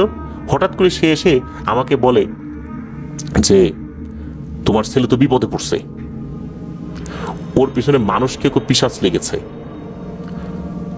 তখন আমি ওকে বলি যে তুমি বাবু একটু ওকে বাঁচানোর চেষ্টা করো। এখন আমি এত দ্রুত তো ওখানে যেতে পারবো না, আর ওর সাথে মোকাবেলাও করতে পারবো না। তখন ওই জিনটা বলে, দেখি আমি কি করতে পারি, তবে ওর সাথে সরাসরি লড়াই করা আমার পক্ষে সম্ভব না। ও অত্যন্ত ভয়ানক শক্তিশালী একটা জিন, ওর সাথে লড়াই করা আমার পক্ষে সম্ভব হবে না। তবে আমি যতটুকু পারি ততটুকু চেষ্টা করব যেন ওই জিনটা ওর কোনো ক্ষতি করতে না পারে। তবে সেটা কতটুকু পারবো এটাও আমি জানি না। এই বলে ওই জিনটা নাকি চলে যায়, এরকমটাই দাদা বলেন। তখন এই আহমেদ চাচা বুঝতে পারেন কেন ওই জিনিসটা এত কাছাকাছি আসার পরেও তাকে ধরতে পারছিল না। দাদা আরো বলেন যে আহমেদ চাচা যদি ওই ডেড বডিটা দেখে উল্টো দিকে ঘুরে চলে যেতেন তাহলে অনায়াসেই নাকি ওই জিনটা তাকে ধরে মেরে ফেলতো। আর পাশ কাটানোর সময় যদি ওই লাশের বডিতে টাচ লাগতো তাহলেও তার ক্ষতি করা সম্ভব ছিল। কিন্তু ওই জিনটা এইখানেই দুর্বল হয়ে যায়। তারপর তো এই ভালো জিনটা সাহায্য করেছে, সরাসরি হস্তক্ষেপ না করেও পরোক্ষভাবে হস্তক্ষেপ করে সে আহমেদ চাচাকে বাঁচানোর চেষ্টা করেছে। তো এরকমটা যখন বলেন আহমেদ চাচার বাবা, অর্থাৎ দাদা, বাবা তো না দাদা আর কি, তখন দাদা বলেন যে বাপুরে তুই দৌড় দে, দৌড় দিয়ে পুকুরে গোসল করে আয়, আর এসে ভাত টাত খেয়ে নে। ওই গ্রামের তো কিছু একটা কলা কৌশল আছে, যারা গ্রামীণ পদ্ধতিতে কিছু কিছু কাজ করে থাকেন ভয় পেলে, তো ওরকম কিছু কাজ তাকে দিয়ে করান। আল্লাহর রহমতে ঠিকঠাক হয়ে যান, কোনো সমস্যা হয় নাই, এমনি ঝাড়ফুঁক করে দিয়েছেন আর কি। এই আহমেদ চাচা উনি নাকি এখনো জীবিত আছেন। বিভিন্ন সময় ওনাকে জিজ্ঞেস করে যে কি চাচা একটা ঘটনা বলো, তখন উনি এই ঘটনাটা বলেন। এইভাবেই কিন্তু অনেকেই ওনার সাথে এই ঘটে যাওয়া ঘটনাটা জানেন এবং তারাও বিভিন্ন জায়গায় গিয়ে এই ঘটনাটি শেয়ার করেছেন, কিভাবে আহমেদ চাচা এরকম একটা ভয়ঙ্কর পরিবেশ পরিস্থিতি থেকে বেঁচে ফিরলেন, কিভাবে ওনার দাদা ওনাকে পরামর্শ দিয়েছিলেন যে আসার পরে কি কাজ করতে হবে, আর কিভাবে একটা ভালো জিন তার দাদার সাথে কথা বলে তাকে বাঁচানোর চেষ্টা করেছিলেন। প্রিয় লিসেনার্স, অমাবস্যার রাত কিন্তু অত্যন্ত ভয়ঙ্কর হয়। অমাবস্যার রাতে অনেক ঘটনাই কিন্তু ঘটে যায়। বিশেষ করে অমাবস্যা এবং পূর্ণিমাতে সুপার ন্যাচারাল এন্টিটিগুলো অত্যন্ত অ্যাক্টিভ হয়ে যায়। তখন তারা বিভিন্ন ধরনের অ্যাক্টিভিটিসগুলো করে থাকে, মানুষের অনেক ধরনের ক্ষতিও করে থাকে, মানুষদেরকে বলি হিসাবে নেয়, তাতে তাদের শক্তিও বেড়ে যায়। আমরা অনেক সময় খেয়াল করি এই অমাবস্যা পূর্ণিমা তিথিতে পানিতে ডুবে অনেকের মৃত্যু ঘটে। বিভিন্ন এপিসোডে আমি সেটা শেয়ারও করেছি। তো আমরা সতর্ক থাকবো এই অমাবস্যা পূর্ণিমার সময়গুলোতে যেন দুষ্টু জিনেরা আমাদেরকে ক্ষতি করতে না পারে। আল্লাহ আমাদেরকে হেফাজত করুন। ধন্যবাদ জানাচ্ছি তাহমিদ ভাইকে ওনার পাঠানো দুর্দান্ত একটি ঘটনার জন্য। আশা করি ওনার কাছ থেকে আরো অনেক ঘটনা ইনশাল্লাহ আমরা পাবো। প্রিয় লিসেনার্স, অমাবস্যায় কি শুধু গ্রামেই ঘটনা হয় নাকি শহর এলাকাতেও ঘটনা হতে পারে? এমন একটি ঘটনা এখন আপনাদের সাথে শেয়ার করব। চলুন শুনে আসি আমাদের এবারের থার্সডে নাইটের 174তম আয়োজনের পরবর্তী আরো একটি নতুন ঘটনা।